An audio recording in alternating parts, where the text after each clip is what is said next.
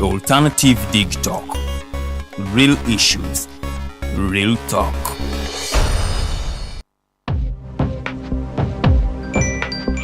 Go to the church, though. Tawali man, what's up? Man, can you imagine people just dump everywhere? Someone drinks water and throws the bottle wherever. Come on, Rogers. What else do you expect people to do with an empty bottle? Simanya now, recorder. Do you know that plastics take at least 450 years to decompose? What? That's a long time. Exactly. Because plastics are made out of a lightweight and flexible material that doesn't decompose easily. And plastics everywhere in the environment cause plastic pollution. What is plastic pollution now? It is the accumulation of plastic waste in the environment, like bottles, polythene bags, straws. All of these contribute to plastic pollution. I have been using them without knowing their effect. Yeah, a lot of people have. Plastics are a danger to the ecosystem, both on land and in water. So how can we overcome this problem? Is there something we can do? Oh yes, we can reduce by minimizing the use of plastics, reuse by repurposing them, or recycle by collecting and processing them into new products. Everyone wants to change the world, but no one wants to change themselves for the world. How about we change our habits for the world? And it starts with me and you. This message is brought to you by Alternative Digitalk. Fellow citizens, following the sequence of events, Uganda seems to be at political crossroads.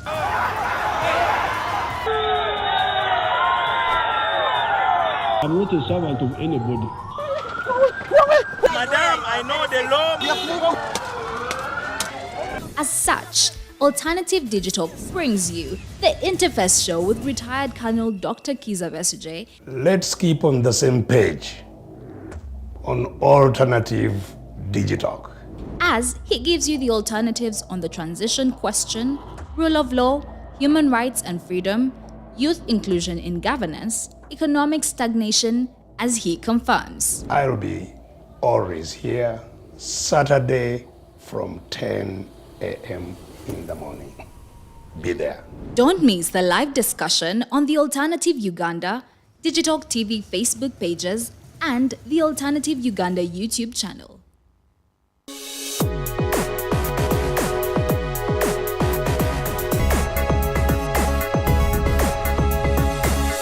The alternative Digitalk.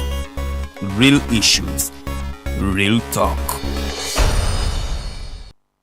Hi, Rogers. Can I ask you something? Shoot. What does corruption mean? Well, summarily, corruption is abuse of public power for personal gain or for the benefit of a group to which one owes allegiance. For example, when a public office is abused by an official accepting or soliciting a bribe. By the way, private people can be corrupt too, like bribing police officers to escape fines. Okay. So exactly how does that concern me? Well, do you pay taxes? I guess, yeah. What does that have to do with this? Everything. Because those taxes you pay are supposed to facilitate services you use, like water, electricity, roads construction, medicines in hospitals, name it. Okay, that is much bigger than I thought. But it can be stopped, right? Well, yes, it can. Although it may not be as easy as it sounds. And here is the reason why. Corruption roots are grounded in our country's social, political, economic, bureaucratic traditions and policies. So, what has kept it going this long? I mean, why don't we stop it? Well, the main reason why it has been here for so long is because institutions are weak, either as a result of poorly defined ethical standards of public service, weak administrative and financial systems, or ineffective watchdog agencies. What can we do to stop it? At a national level, we must focus on strengthening the independence and effectiveness of public institutions that fight corruption. At a personal level, we must commit to never giving a bribe. I promise I'll never give a bribe. Well, that's a great decision you have made. Me and you now have to spread this message to all our friends. If we all do our part, corruption will be no more. This message is brought to you by Alternative Digitalk.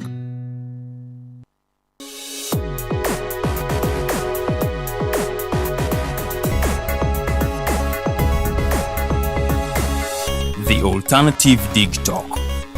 Real issues, real talk.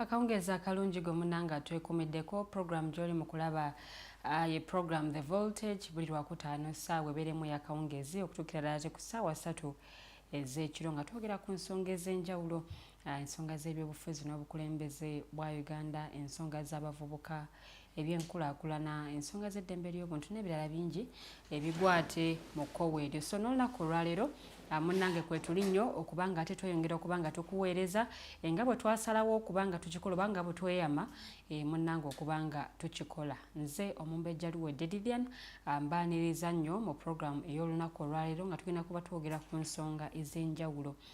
Kiri mu kibiina ekya Forum for Democratic Change kifumba mutuku munnaffe gwe tulinaye ku panel olunaku olwaleero mwami Mayanja Robert aviira ddala mu kibiina ekyo kyennyini nga bwe nkikugambye, era agenda kuba atubuulira ekiri mu nkambi eyo kyekigenda mu maaso, bintu byakwesooka bifo abantu buli omu ayagala abeeko akafo we yeekwata, naye mwami Mayanja agenda kuba nga atutangazaamu ku nsonga eyo. Waliwo ne ka vidiyo producer kagenda okututeerayo ke tugenda okulaba era nga mwami Mayanja aba alinako ensonga zagenda maaso n'okubanga nnyonnyola.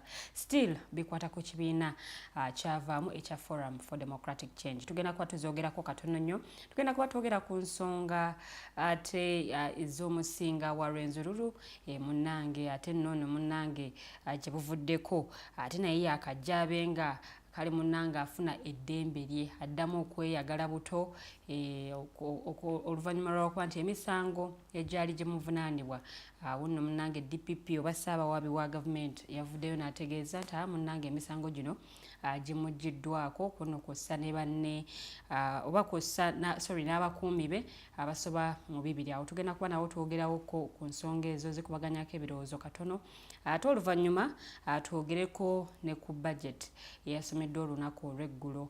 Bw'oba ozze ogoberera ensonga zino munnange olaberera nga budget yaffe ku luno yeeyongeddeko, obuse bweyongeddeko ne tuva ku bwe twaliko omulundi guli naye nga kati twalinnyeeko. Byonna nja kuba nga mbikuwa mu details ate bwe tunaaba tutuuse okwogera ku nsonga ezo. Ye ate bannaUganda lwaki tebakyajjumbira nnyo nsonga nga zino nti bwe bawulira nti munnange waliwo okusoma budget abamu tebabifanako, era bw'otandika okubuulirizaamukko ku bantu abayinza okubuulira ebyabadde mu budget munnange ojja kwekanga nga abantu batono nnyo abamanyi ebyagenze maaso oba ebyayogeddwa oba ate ebiri mu budget yaffe ey'eggwanga. Ebyo byonna tugenda kuba tubyogerako olunaku olwaleero nga tuli butereevu ku pages zaffe The Alternative Uganda ne Digitalk TV ku Facebook kosobola okuba nga otufunira gendayo munnange ate tusobole okuba nga tutambulira wamu naawe oteese ku miramwa gino nga bwe tugirina mu ddiiro. Abakulu bendi nabo mu studios kabatulamuseeko then program ate tugitandikira awo wennyini. Kantandike ne mwami Kasule alamuse kuba tulaba. Mwami Kasule alamuse kuba tulaba.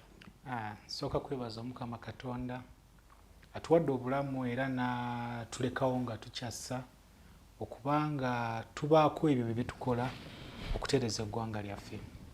Abali ku The Alternative Digitalk mbalamusizza, mwebala okwekuumira ku The Alternative Digitalk era twongera okubasaba mwongere n'okuleeta obulango tulabe nga tutambuza ate eno media house gye tulaba eya generation ate gye tulaba mbu eri ku musingi ogulaba nga gusobola okuteekako etoffaali eritambuza eggwanga lyaffe ogenda mu maaso.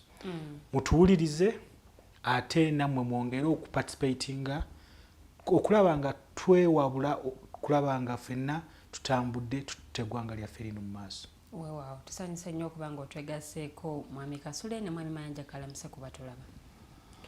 Abatulaba nate akawungezi k'olwaleero mbalamusiza nnyo ne mbeebaza emirimu. Nsanyukira wamu n'abo bonna abatuuse ku buwanguzi obwa buli mbeera ne nkungubagira wamu n'abo abafiiriddwako abaabwe mu bufu obwo. Nyongera okusaasira namwandu n'abaana b'omugenzi Honorable Katolu Bwama era njagala kwebaza nti abantu b'e Buganda era twalaze obugunjufu nti Katolu Bwama abadde n'amaanyi abadde alina akakwate n'abantu k'obadde tusobola kulaba nga mulamu. So okujjukira obuweereza bw'omuntu ne twesiba nnyo ku birungi bye yakola nze kinapiikinze muki mu kuziika omugenzi kati era Facebook eriko omubala oguga nti everyone needs a friend like Muhammad Nsereko ne waliwo akataddemu ekirungo ekinyuma it is okay everyone needs a friend like Muhammad Nsereko but are we ready to be the katolu wama to the Muhammad Nsereko debate ekyagenda maaso naye nabuuza are you a Muhammad Nsereko in someone's life so mu bufu obwo mu Forum for Democratic Change mubaddemu ebintu bibiri ebibadde pertinent ennyo mukyala musa ku bantu nti tuli mu mwezi founding chairman waffe omugenzi Dr. Suleiman Kigundu ono yali governor Bank of Uganda yali founder wa Greenland Bank ye omu ku batandisi ba Islamic University Uganda oba Kampala International University one of the two so bwetwogera ku mwami Kigundu naye bamuzika ndoza ng'ennaku z'omwezi zaali 2 ku kyalo Ntolomwe weekend eyagwa nagenda nendaba ku bijja we bagalamiza omunauganda atasangika era ne FDC n'emikwano gya Dr. Suleiman Kigundu bali mukafuwa okuteekateeka memorial lecture okujjukira emirimu gya mwami Kigundu bw'oba tugenda kwogera ku budget olwaleero bwe tuba nga tutunuulira performance y'economy bwetubanga tuyina twogera nti wabaddewo progress ze ndowooza akaseera katuuse twogere ku abamu ba architecture ku economic progress ya Uganda from 1986 okutuusa Katonda we yakola ki so ekyakato kyayongedde okutulaga nti omulwanyi omuntu ayimiriddewo ku lw'abantu asaana okujjukira baseewo ne banyaba neyanza okunkyaza nate ku voltage akawungeezi kolwaleero. Okay, awo wenyini mwami Mayanja nga tanaba kuwummuza kazindaalo ngenda saba producer waffe atatu playing akatambyako then ate tulyoke tweyongereyo awo wenyini tugenda okuba nga tutandikira ate okubaganya ebirowoozo. Mwami Mayanja asooka tubuulire ekiri mu FDC n'akatambyako nga tumaze okukalaba ate tulyoke tugende mu maaso ne programu yaffe olunaku olwaleero.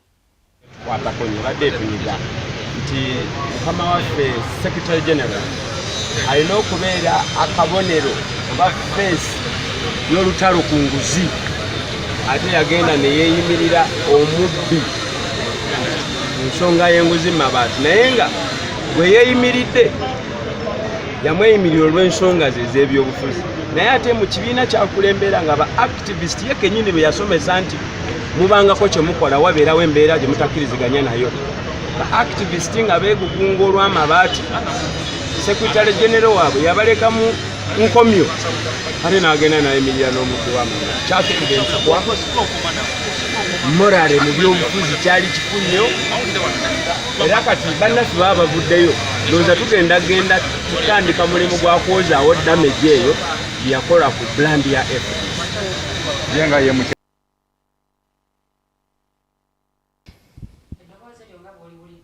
video nga bw'ogirabye mwami Mayanja Robert omulidde ng'ayongera okuttaanya ku nsonga ez'omukulu Nandala Mafaabi era nga munnange annyonnyola nti munnaaye ono nno akagere ke yavaayo okubanga awolereza ate omu ku beenyigira mu mivuyo gy'amabaati ate tasaanidde kubeera nga munnange ekifo kyaliko akyagenda maaso n'okuba nga akibeera kawo tugenda okuba nga tutandikira mwami Mayanja mu nsonga zino otegeeza ki omukulu mwagala musuuza ntebe ewooma okusooka ku byonna ekibiina bakiyita Forum for Democracy kiriko akagambo change si by coincident it is deliberate so mu Forum for Democratic Change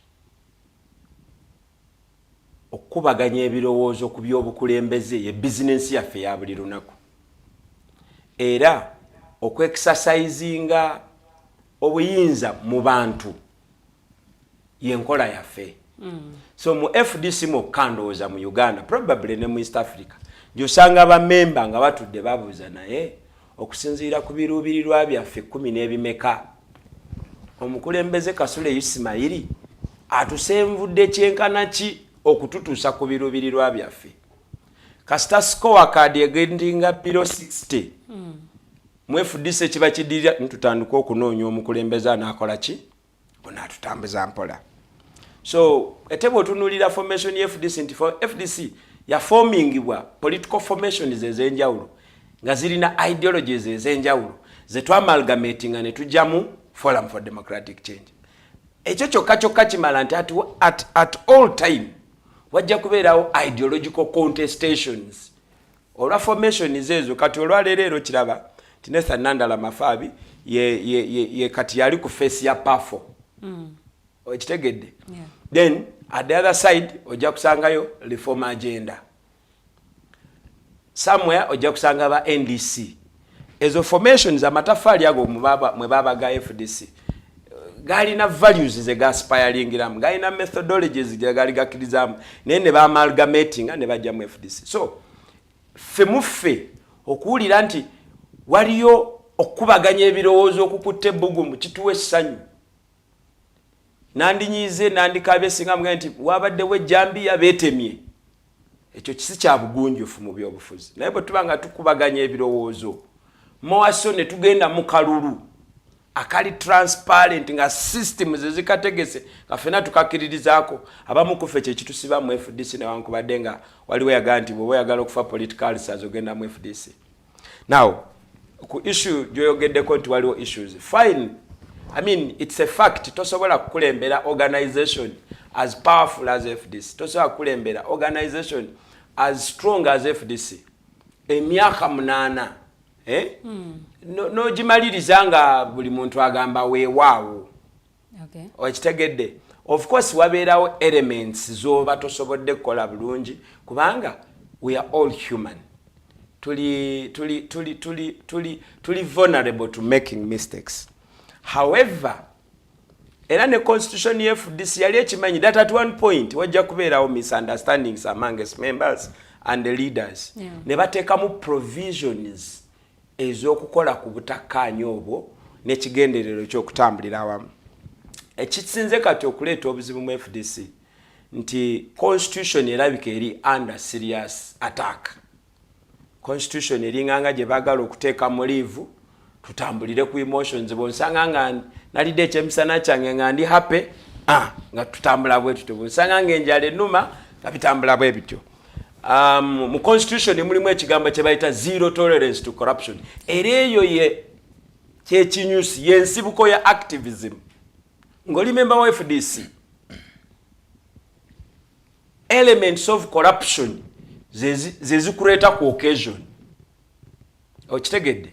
Era ebyokubba amabaati we bitandika aba National Unity Platform kubanga ye ba leader of opposition mu house be baali ku front line ya mawulire ago ne baali tebamanyi kyakola ne bajja ne batuula ne baffe bakaliba abasinia.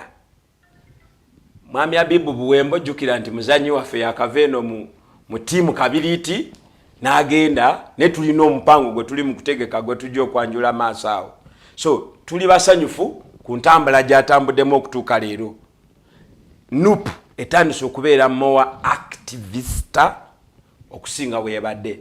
So twalaba joint operation wakati w'aba NUP n'aba FDC nga bagezaako because ffe tulowooza nti singa public teyavaayo nebaako kyekola abaminisita ababba amabaati tebandikwatiddwa yadde olunaku n'olukya kubeera waliyo abatannakwatwako. Kakati abatannakwatwako lwaki tebannabakwata ng'ate omukyala yani ono owa DPP yaya nti investigation tuzimaze kakati tugenda kubanga tubaleetera yakoma ku 2 3 abalala nakola ki. Naye omanye ekyaleetera DPP okuseeseetuka kubanga ne DPP akola ng'obuyinza abujja mu constitution egamba power belongs to the people. Kati abantu bwe baga nti oli minister naye otubbye osaana mukomera, DPP abeera ne moral authority okukwata yenna oyo abeera atomereganye netteeka ne interest z'abantu. Kati ate DPP okukola ebintu ebyo walina okubeerawo political organization amalgamatinga ebiteeso bya bannaUganda ku kikolwa ky'oyo gwe baayazika obuyinza. So when the opposition political parties keeps quiet, nga officer mu ruling party akoze ensobi ng'ey'okubba ez'abannaUganda, ojja kwesanga ng'ono omukungu wa gavumenti akulira oludda oluwaabi abeera n'amaanyi matini okukola. Bakola nnyo nga balina sapoti y'abannansi. support y'abannansi erina okubaako formation mwekola ki mwefubutukira kati FDC ne National Unity Platform baamalgamatinga amaloboozi g'abannaUganda kukubbibwa amabaati g'Ekalamoja. All was well until when the Honorable Nandutu, the little known Nandutu, was brought on the dock.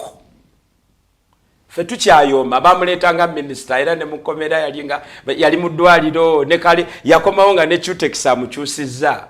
Nandutu yeyagalira eruzira bannange. So Nandutu ajja mukomera. Twali tutudde ku TV za mwezi no Digitalk kutugenda okulaba substantial surety. Era omwana yatukola byo bamwe mwatuma munnamalanga nti the Secretary General of FDC Chairman Bugishu Cooperative Union ye surety number 1. Erezimu ku credentials amufuula substantial mu basurety because is the Secretary General of one of the biggest political party whose address is permanent at Najanankumbi. Court ne granting a bail. Bino abantu ba bulijjo tebabitegeera. But that is when we lost the moral authority on corruption. Kubanga ono muwabi wa government eyandibadde agamba nti it is out of a public out kulaiba no tubasibe. Let us make a statement on corruption. Nandutu bamusibe, Vice President bamusibe ne Prime Minister wako. Amalobozi g'abantu ago nga gali mugongo gwa National Unity Platform ne FDC. Who FDC nagenda ne Emilio Mubi. The activist. I know what it means, what morality in activism means. We lost the plot. Matters was ngali n'aba activist mukomera talinyanga nayo omu ku baana abatubadde nabo mu campaign y'amabati yafirwa mama we ne tutulanga ba activist tuga tutumubikira kiki kyetaagisa nti bwali nti ye mutabani omukulu tuyina kuyimirirawo wali tuyina covering ebituli byera twasituka ne tugenda ebusoga omwana oyo ayinza okuba ategedderera nti mama we yafa ne tumuziika naye tumuziika nga kozi gye yali aliko ate mukama we yandibadde alongera omuwa moral support okwongera mu vibe ate yimiridde ki nga ba-activist mu paate ekyo kyekimu ku bingi nnyo ebimu tetubyogera ku baffe mu mpisa zaffe eza FDC ebisinga tweggalira munda ne twesortingireeyo naye nga bingi. So for me, in my own opinion, Honorable Secretary General Nathan Nandala Mafabi akoze bulungi naye paate gyalimu ekirungi kyakoze tekimala. So mu bamemba waliwo omuyaga ogusaba okuleeta omuzannyo omulala mu nnamba eyo banga naga nti National Executive Committee y'ekibiina ky'ebyobufuzi banga ttiimu ya mupiira tugisaba ekintu kimu kuteeba goolo ne bwoba mulungi otya naye nga goolo zikubuze ku kisaawe. Tweyanzege mwami Mayanja, mwami Kasule, Alliance for National Transformation mulinga abasiriikiridde kiki ekituufu ekiri mu nkambi structures zo muzikolako ddi ye ate akalulu ka 2026 muketegekedde muki? Ekisooka njagala kwebaza abantu b'e Bunyoro mbwe wiiki ewedde twasobola okucelebrating emyaka 29 okuva omukama waffe adda ku ngoma ate n'ekirala mbu message yavaayo bulungi on service delivery mu kitundu ky'e Bunyoro. Era wano wenjagala okwebaliza omubaka wa parliament owa Hoima City ate nga Munna FDC omukyala Nyakato Asnans Kamanda yavaayo openly with a very clear message straight to the power that wano nga tuli wano tukunganye tukungubaga emyaka tujjukira emyaka 29 celebratinga bino na bino mwabisuubiza Bunyoro tetubifunanga eri eddoboozi libadde eribulamu mu bitundu byewaffe oba okulaba nga tufuna abantu abalwanirira Bunyoro. So njagala kumwebaza era nebaza okunzikiriza okuyisaawo akantu ako era n'okusaba abantu b'e Bunyoro twongere okuwagira omubaka waffe oyo okulaba nga ensonga zaffe aziyimiriddeko kubanga prime minister yavaayo n'amugamba toddangamu okwogera ku nsonga eziruma abantu ebyo wabitandika ddi okubyogerako nga nze ndi wano nga nze prime minister lwaki tojja mu ofiisi yange ate ne tulaba wiiki yemu prime minister n'avaayo n'agamba ne leader of opposition toddamu genda kulambula amalwaliro ga government so ndowooza prime minister mwanyi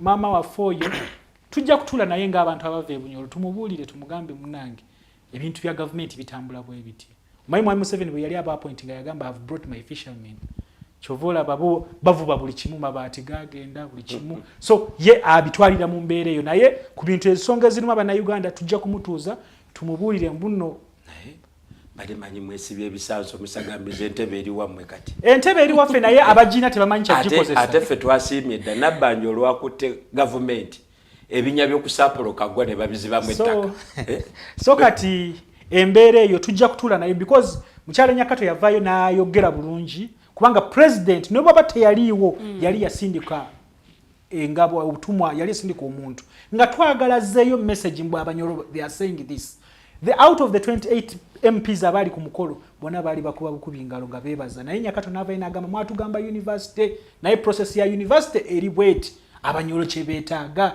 era wali abavaawo iso bwebe ekyakola ne piso simanyi ne viso Mwami Museveni bamutwalira information mbwa Abanyoro kye beetaaga ABCD. So ombuzize ekibuuzo Alliance for National Transformation njagala just gamba Mwami Mayanja Constitution ya FDC ku goals FDC egamba we shall establishment of a truly and united and peaceful Uganda. That's chapter 6. Then in eyongerayo ku chapter 7 aims and objectives. The aims and objectives in gundi subsection A ngegamba unite and facilitate reconciliation between and among the people of Uganda. So nze ndowooza Secretary General yali atunuulira ebyo byonna reconciliation. So anyway sijagendayo nnyo I respect FDC kubanga I've grown through the ranks nga mu politics na buli kimu I've been groomed by the Forum for Democratic Change. Ate nange na benefitingako kubibala ebyo ebya democracy mu FDC kubanga at least it is on record nava mu FDC nga ebifo byonna bye nafuna nga mbivuganyiza ate nga mbiwangudde era we natuuka n'empaayo nengamba nkomye wano ngende eno nawaayo bulungi era nayanzirira mu bigere bwe yankubiranga ku kasimu nga ina byambuuzaako nasobolanga okukola ki okumugamba ne mugamba why kino kiri bwe kiti because kye kimu ku bintu bye tweyama ne tugamba newe tuba tufulumye but at least bwe tunaabanga tuyitiddwa nga waliwo ekyetaagisa tujja kubangawo we shall always avail ourselves. So FDC nze mulimu ebintu gye n'omuntu yali agamba nnyo n'agamba waliwo ebintu byakola bwe bamuyitanga mbu is a mole is what n'agamba if I was a mole there are things I do naye mmwe temubirabawo naye wajja kubayo akadde mujja kubitegeera mbu bino ebintu byali biki bigezaako kugumiza the culture kubanga bwe twagendanga mu election waliwo abantu abaali bapushinga that a presidential candidate bamuwe 90 days, those are 3 months to campaign. Abalala nga bagamba just 2 weeks. Jena muntu nabagamba time will come nga waliyo omuntu agenda kujja ave kwenyi nga yagala kwesimba mu kibiina kino kubanga kyavaamu naye nga tebamumanyi so bw'omuwa 2 weeks nga tasobola kukola ki kutambula eggwanga abantu okukola ki okumutegeera. So he fought for that and he's proud about it that yasobola that culture kati eriwo ne wajja culture endala mbu bw'obeera ng'ogenda kwesimba ng'oli party president ewaayo obuyinza n'ogenda kwesimba nga toyina ki kifo kyonna oba oli secretary general owaayo obuyinza so that tobaamu na mukono okukola ki to manipulate ebintu nga bwe bitambula. So FDC zetambulira ku bintu ebyo and to me I think singa FDC stickinga so na bino byonna neneeyisa y'abantu kubanga omuntu bw'obanga oli ku ddaala lya secretary general there are some things you shouldn't do. Ne bwoba ogamba mbu I come from this wachi kubanga oba omanyi waliwo practice gwe custodian w'ekibiina gwe custodian wa constitution eno gwe custodian wa practice culture na buli kimu kyonna ekipate kyekola ki kyegezaako okuteeka mu gundi. So to me I think ebiri mu FDC I believe bijja kuggwawo because I think if this has been built on a foundation kubanga olaba it is the only party where a president can organize an election ne bamuwangula mu kalulu ako ate nakkiriza mbu bampangudde nga tonabatuwulira biri mu alliance mulina kye mupiikinga mwenga because mwava muli ne muzaalibwa. No, you see nze kyenjagala mu FDC mbuno kigezaako okugumiza bye tuli mu kuluubirirwa okubuildinga demokrasia mu ggwanga lino. Singa mbadde ndaba mbu FDC teri mu kuluubirirwa okulaba nga esigala ku nsonga z'abantu, I would be worried. Era nze bwe ndaba nga bagezaako okulaba nga ebyo biruubirirwa abatandikako naffe abalina ettafaali lye twateekako abayita through that, I feel proud that I think bakyakola ki bakyatambulira ku mubalo ogwo, bakyatambulira ku gundi eyo. So fenga Alliance for National Transformation well tubadde n'okusoomozebwa kungi ogamba structures and what the structures FDC budde buno zibali mu feelinga. I was one of the people who conducted, actually I was the coordinator of structure formation mu Bunyoro. Ate ne Facebook wano ntera n'okusharinga those memories.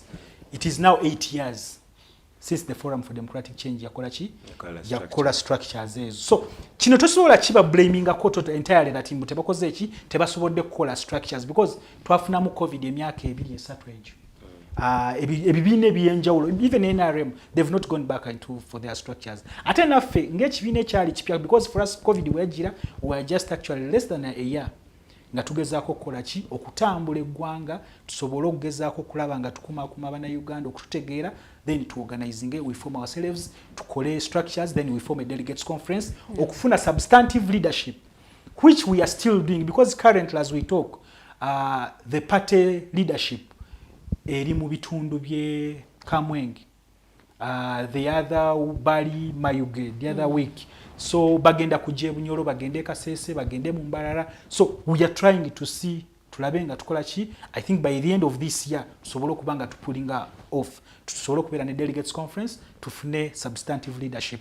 Though political parties zonna challenges ziri mu kufacinga eziri mu opposition sometimes osanga zezimu because when General Muntu bwe yali mu FDC nga yesimbye ku flag bearer 2015 ne Dr. Besigye aina statement kye yakola n'agamba waliwo ebintu ebikolebwa mu kibiina muno we should be very careful that waliwo ebintu ebitukolebwa nga mulimu invisible hand fije tutakola ki fene tulowooza mbu Mayanja alwanagana ne Kasule naye nga Mayanja ne Kasule nabo bonyini singa baddayo ne reflecting nga tebalaba kye kikola ki ekibalwanya nga waliyo ekintu ekirala ekibalwanya kye tutakola ki kye tutategeera. So that is where we need to concentrate so much tutegeere biki ebireetamu kukola ki kubanga omuntu yenna abeera mu kibiina nga y'ogugwe tegwagala gwa kunyweza kibiina naye nga ayagala bano bagende bano bakole ki kubanga ffe kye twagala nze ne bwe mba nkompiti nze mu kibiina bampangule nsigale nga nzikiriza nga waliwo environment esobola okunyebolinga kukola ki to remain nga participating naye bwongamba ngenda kuwangula ate sigenda kukulekerawo environment to do what to survive. That's where utandika omuntu okwebuuza what is this happening. So Fenga Alliance for National Transformation ebyo byonna tubimanyi, those are the challenges. The other challenges of course they are financial kubanga at least unlike the other political parties bolaba NUP maybe the FDC at least bo balina yakasente cover mu government ngogamba mbu this money can enable them because for us okola structures FDC zagwa ez'emyaka 8 ez'obudde buno it was after when we got the first billion of the centers of government zibagire through electoral commission. So that money rolled out. I think it was a lot of money then. Net rolling out, we formed the structures. That's when the people started abantu bonna ne bakola ki ne baba involved because there was money to do sensitization, okola announcements, abantu okutegeera mbu FDC is conducting its party structures internal elections. So ne kati naffe challenges zetulinamu ijja kwesanga ziri resource mobilization. bannaUganda tebanaba kutegeera mbu be balina okuteeka sente mu bibiina by'obufuzi. So bo bagamba bwemuzenga enti babasuubira you've come to Hoima, they expect you okubanga gwa baweereza ne sente transport allowance. Babasuubira ki? You put party cards, people are not buying party cards. nze remember in 2000 and butwali tutunda pate cards FDC ne budde buna abantu abamu bakyababanja sente batwala cards they did not bring back the money kubanga abantu bagamba anse natuuka nenzigaba bugabi mu bantu and yet this money of the party cards ziri supposed to come out zirabenga olukumi olulosasula obe 12 zisobola okutambuza ekibiina okukola ki ogenda ma so we are faced with all those challenges but tugezaako okulaba I think by end of this year tujja kubanga at least tufuna delegates conference tufune substantive leadership. Wow, tweyanziza nnyo mwami Kasule emirimu gimugenda maaso n'okubanga mukola miyitirivu nnyo but nga tuwunzisa ensonga eyo oba nga tugitadde ku bbali tugenda kuba tukubaganya ebirowoozo ate ku nsonga ez'omusinga owa Rwenzururu era ng'ono mu mwaka gwa 2016 abaali bagoberera ensonga era still ensonga ezo mwaziraba munnange abannamagye bwe balumba ate olubiri ate ne bakwata omusinga kunokosa ate n'okukwata abamu ku bakuumi be n'abantu abasobera ddala mu 100 kigambibwa nti balugulamu obulamu naye nga egimu ku misango ejali jaggulu ate ku musinga owa Rwenzururu mwalimu murder, mwalimu treason, terrorism, malicious damage, attempted murder, aggravated robbery, oboolyawo n'emisango ate emirala naye nga sabbiiti eno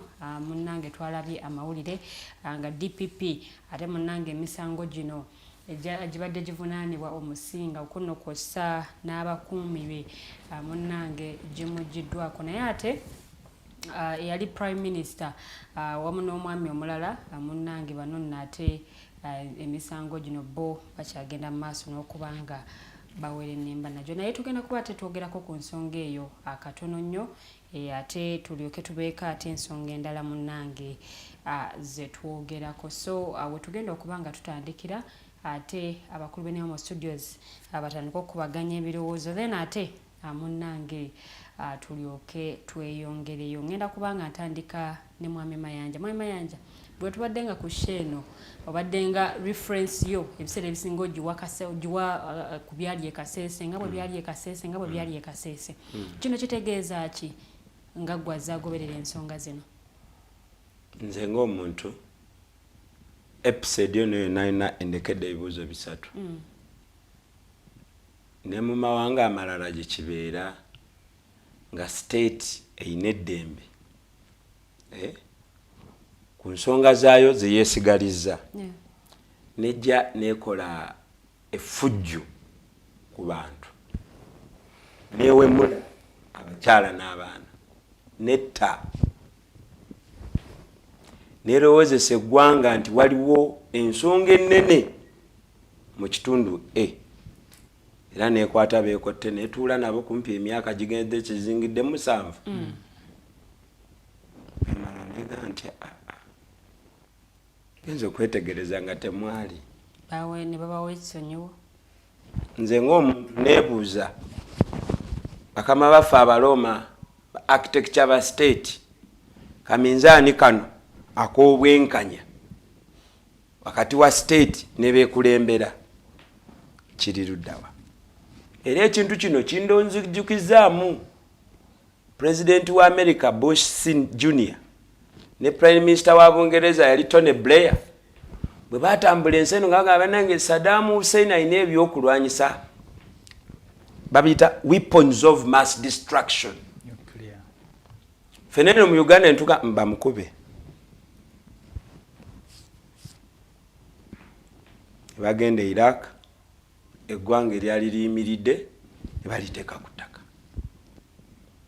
newafunikayo abantu abali bold enough naga nti okay kati Saddam agenze mutulage ebyokulwanyisa zisa byalo nga bwe bemagaza bati nakati naye nga destruction gye bakola ku Baghdad nakati tebannadda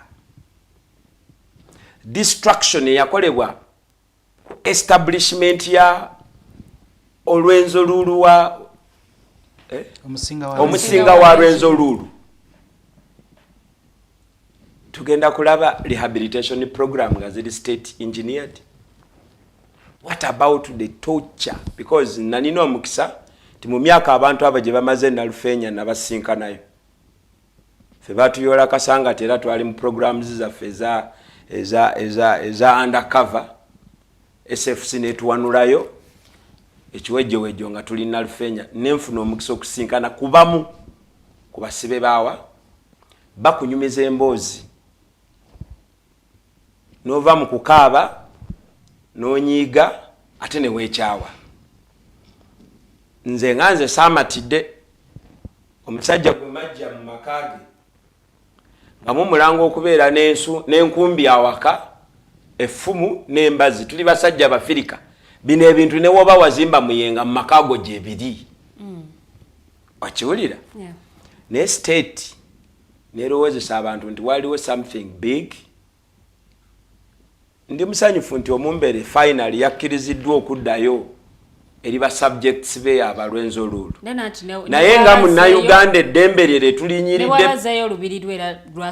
No, you see zino cultural institutions nze nsekerera abazeerijjako at one time Dr. Obote yalowooza bw'ojjawo Kabaka institution oba ogimaze. Zino ziri diverse ate zirimu obwakatonda eyo kulwenzo lulu olowooza egenda kwetaaga emyaka 2 nga tennaba kuzimba because kino kye bazimba bakyagala kiba kyabwe tebetaaga budde bungi. Ndowooza olabye Abaganda amasiro bagakumako omuliro intentional ne balaga nti agakumyeko omulalu naye bananga omulalu n'ava ebutabika n'ayita ku bisobola okwokyebwa Kampala bera n'agendayo ky'amasiro okiwulira. Abantu ne bagamba okay temumanyi na ngeri ki gye twagazimba tugenda gezimbira. So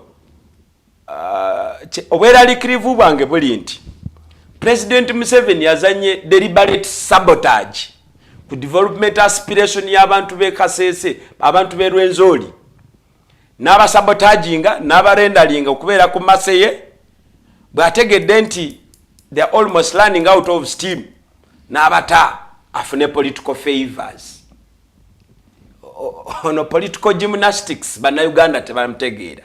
Era eri abajoga president webale nnyo omusajja wamutadde abaffe tusooke twebuze yali yakola ki bamukwata batya mu kumukwata bayonoona byenkana ki era abantu b'e Kasese tubayambye tutya okulaba nti badda ku luguudo nga bwe bakola ki nga bwe baali. So nze siri musanyufu n'akatono kubanga nti Uganda eyongera okundaga ti mu butuufu kye twasayiningira mu independence tetwakitegeera. Buli lunaku twongera okulaba nga abakulembera Uganda bafaanaganira ddala abazungu ba Cohen, bafaananira ddala abafuzi b'amatwale lwakuba bano tufaanaganya enviiri n'olususu lwa langi n'ennimi twogera ze tuwuliziganya. But in practice ndabira ddala colonial politics at play. Mayanja bw'aba afuuse ekizibu mu Buganda nga bamuwuliramu musibire Kalamoja. Omumbere baatuukako okumuga nti ne kusanga ng'okyuse ku roundabout e Busega kukuba erigenda ewammwe. Eyo yali system y'abafuzi b'amatwale era yabakolera bamwanga ne babatwala eyo ne babazza eno bakabaleega. So naye ng'omutunuulizi w'ebyobufuzi ndi peni yange eri bize ewandiika bino byakuyiga gye tuli naddala ffe abagenda okubeera actor mu Uganda empya eddako enyabo.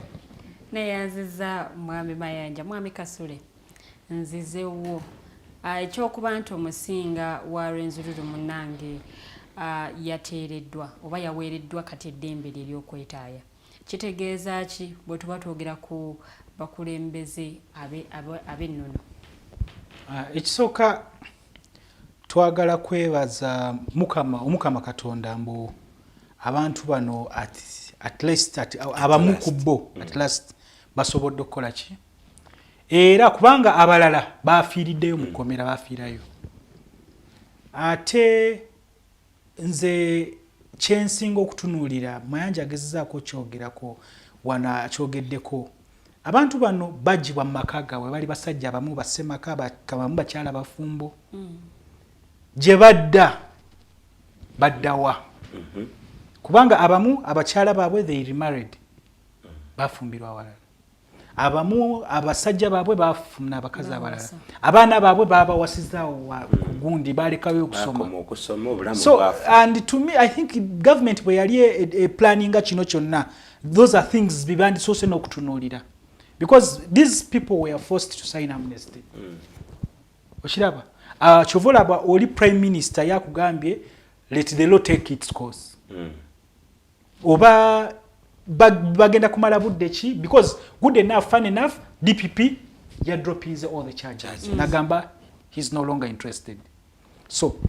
it's a very funny case actually era for those the legal minds je balina okukola ki yes interesting that precedent set kubanga ebintu byali broad daylight yali bingi okitegeera and these people and that's why I don't know whether government agenda kukola etya the social cycle kubanga nabana abantu aba receiving betwalabye jjo mu butambi nga bagezako ku celebrating to receive back these people the 67 abasoso genda jjo okitegeera nabana abantu aba receiving these people do they understand how they are supposed to live with these people are they going to fit in that community mwebava because a lot has binje because ebifudde bagenda kutandikirawa bwotunulira olubiri lw'omumbere bwe balukulaga budde buno bona lwakola ki lwasaanawo he has to go back atandikirawa because tugenda kulaba kabaka nga asola ku muzigo yes because in 20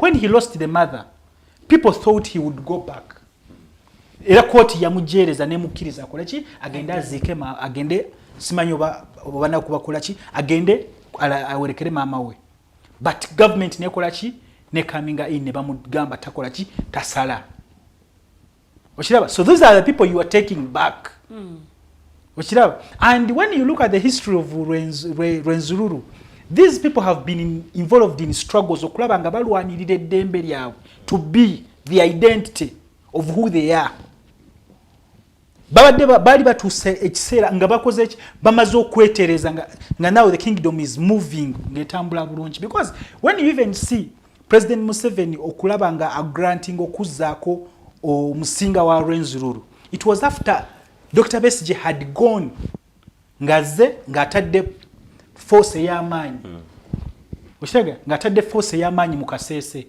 that's when he said okay now I'm granting nsikiriza omumbera akoleki addewo omusinga akoleki addewo so it was also not yali tayagala ne budde bono batuba tulaba all this bine bibaddewo I don't think that Mbuno government etegedde ensobizaayo nekkiriza because ebintu ebyali e Kasese these are things that even system government officials abamaje bwe bavayo ne acknowledging what they did they took responsibility of what they did ne bagenda ne bajjayo amafumu ne bajjayo enkumbi kubanga eri yali cultural institution what would you expect kubanga budde buno bwogende bunyoro ekaluzika mu lubiri lwo mukama what you're going to find their spears what you're going to find there are those things which are traditional ebiri cultural so those are things the bakola ki ate bakubanga I was talking to someone from Kasese ngagamba amaje ekifo ekyo gabadde gakikuuma emyaka 7 gyonna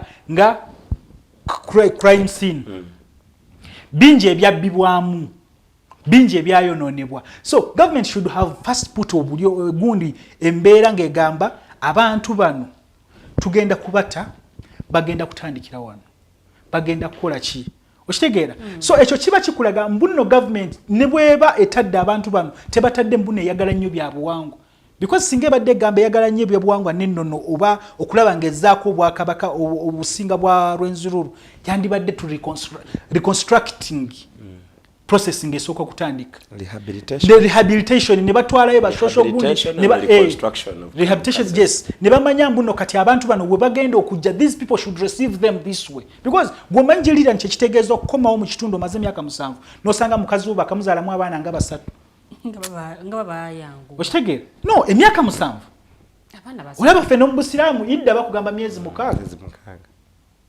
okitegeera emyaka 7 osanga kikwanga wali tolina ssuubi mbu oba alikomawo n'omuntu ng'ali ku capital offense okitegeera tolina mada biki ate n'embeera after 7 years oba gweseze n'embeera gye baabalekamu because you see no one prepared for this just kyagwawo olunaku lumu abantu ne bajja ne babakwata ne babatta ne bakola ki ne bagenda abalala abantu baabwe bafiirayo tebategeera na kutegeera.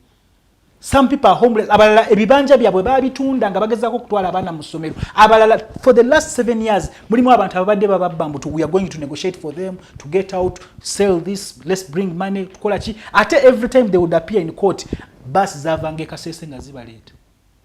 Nga bajja basula mu kkubo nga amanyanja kujja ekiro ntuuke wano ku makya mbeere mu kooti ekiro nzireyo emitwalo 10 from Kasese every day gye baali bajja for the last 7 years. So have all those things been put in place?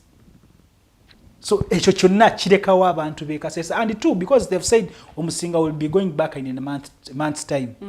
Who is responsible okulaba mbu agenda kutuukirawa? Katikira aliko kati. Katikira aliwa kubanga Katikira asigaddeyo mu kkomera. Oyo ye yali waliwo aliko kati. No, you see. Ate abadde wanga kati nga kabaka tali. Yes. Olaba, so those are the things you need to ask yourselves. Because we may tusobola bisaagira mu bino naye ate ne kifuuka ekibi okusingako. Kubanga kisobola okuraisinga more tempers. Kubanga togenda kulaba kabakawo, togenda kulaba Omusinga ng'azze mu life. Nawe gyolaba mbu at least kaleko nga ali mu kkomera. Okyega because talina wagenda kutandikira. So kubanga bakugamba abantu bwe bareleasinga nga tugenda mu kalulu. They took them with buses, ne batuuka wali ne baweereza emitwalo 10. Omuntu amaze emyaka 5 mu kkomera. Emitwalo 10 ogenda tandikirawo. So those are things between okwebuuza. Kubanga abantu ba Rwenzururu banyiivu. Babatira abantu babwe mu maaso, abakazi ne baba dressinga, abalala bafiiridde mu makomera, abalala bakoze. It's a very big task. Okulaba nga you bring back those people to accept what happened, whatever happened, and to move on. But you see, you're not going to do all that nga tokoze echi, because we need a truth-telling moment. What exactly happened? Si bino byakumala gagamba because you want your freedom, signing a amnesty, you get out. We need a truth-telling moment. What went wrong? Then there, I would sobola okutandika ne tugamba, okay, now let's forge a way forward. And Kasule, that conversation, that line of conversation of what happened vis-a-vis our law system is not now limited to Kasese kubanga. There is a silent operation disguised as a security operation in Karamoja. People are dying every day. Wachiraba? Hati bwetutunulira ebya Kasese ne tubiraba in isolation. Tugamba byali bya Kasese. Tomorrow we are going to face something similar from Karamoja. Omusajja omu yagamba, these Kalamajongs are killing my soldiers. These Kalamajongs are killing my soldiers. Wachiwulira? And the aba drivers of the rule of law teba probing a statement eyo naye nga botunulira, it is such a statements that caused the problems in Kasese. So nga tunaba nagenda mu reconciliation and what have you, the law dons, parliament and the judiciary, they owe us an explanation ku kino ekintu. So okay, awo wenyini mwami Kasule wensaba okwatireko katono nnyo tusoke tuwumulemu ate tukomewo oyongere okutanya ku nsonga eno. Baba kulembeze bennono kwebanga basobola batya okukola ne gavumenti eya wakati oba eri mu buyinza nga munnange tebakubaganye. Tugenda kuba tuwumulamu kwa katono nnyo bwe tukomawo awo tugenda okubanga tutandikira ate tumalirize twogereko ne kumbalirira y'eggwanga eyayisiddwa olunaku olw'eggulo ate nawe osobola okubanga onnyonnyoka ensonga ezo nga bwe zatambudde. Tuwumulamu katono nnyo the voltage ekyagenda mu maaso.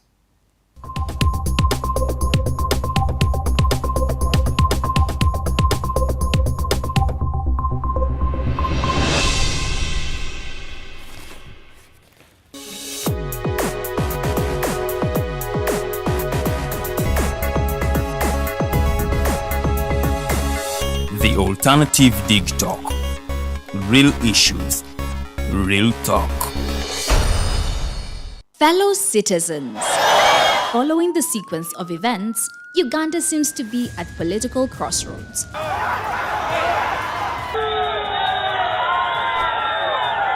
I'm not a servant of anybody. I know the law.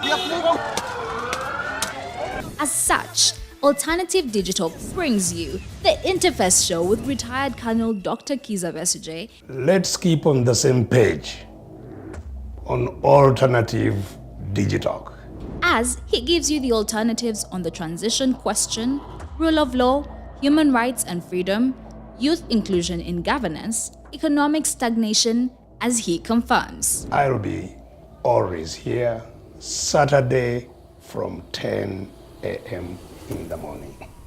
Be there. Don't miss the live discussion on the Alternative Uganda, Digitalk TV Facebook pages, and the Alternative Uganda YouTube channel. But at the church, Tawali man, what's up? man, can you imagine people just dump everywhere? Someone drinks water and throws the bottle wherever. Come on, Rogers. What else do you expect people to do with an empty bottle? Simanya now, did you know that plastics take at least 450 years to decompose? What? That's a long time. Exactly, because plastics are made out of a lightweight and flexible material that doesn't decompose easily. And plastics everywhere in the environment cause plastic pollution. What is plastic pollution now? It is the accumulation of plastic waste in the environment, like bottles, polythene bags, straws. All of these contribute to plastic pollution. I have been using them without knowing their effect. Yeah, a lot of people have. Plastics are a danger to the ecosystem, both on land and in water. So how can we overcome this problem? Is there something we can do? Oh yes, we can reduce by minimizing the use of plastics, reuse by repurposing them, or recycle by collecting and processing them into new products. Everyone wants to change the world, but no one wants to change themselves for the world. How about we change our habits for the world? And it starts with me and you. This message is brought to you by Alternative Digitalk.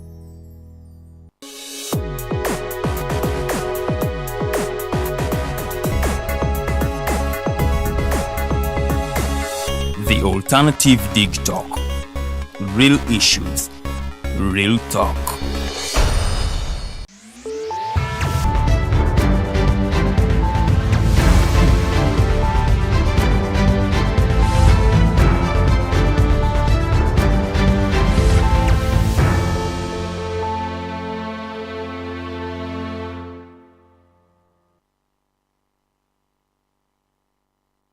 Kulika nnyo mukumulamu okwo the voltage program jogena maaso n'okubanga olaba nze omumbejja Luwedde Lilian okubanga ate nje kutuusaako era nga mu studios situddeemu bw'omu ndimu ne mwami Kasule Ismail okuva mu Alliance for National Transformation era nga nno ye mukwanaganya w'emirimu gy'ekibiina ekyo mu Bunyoro region.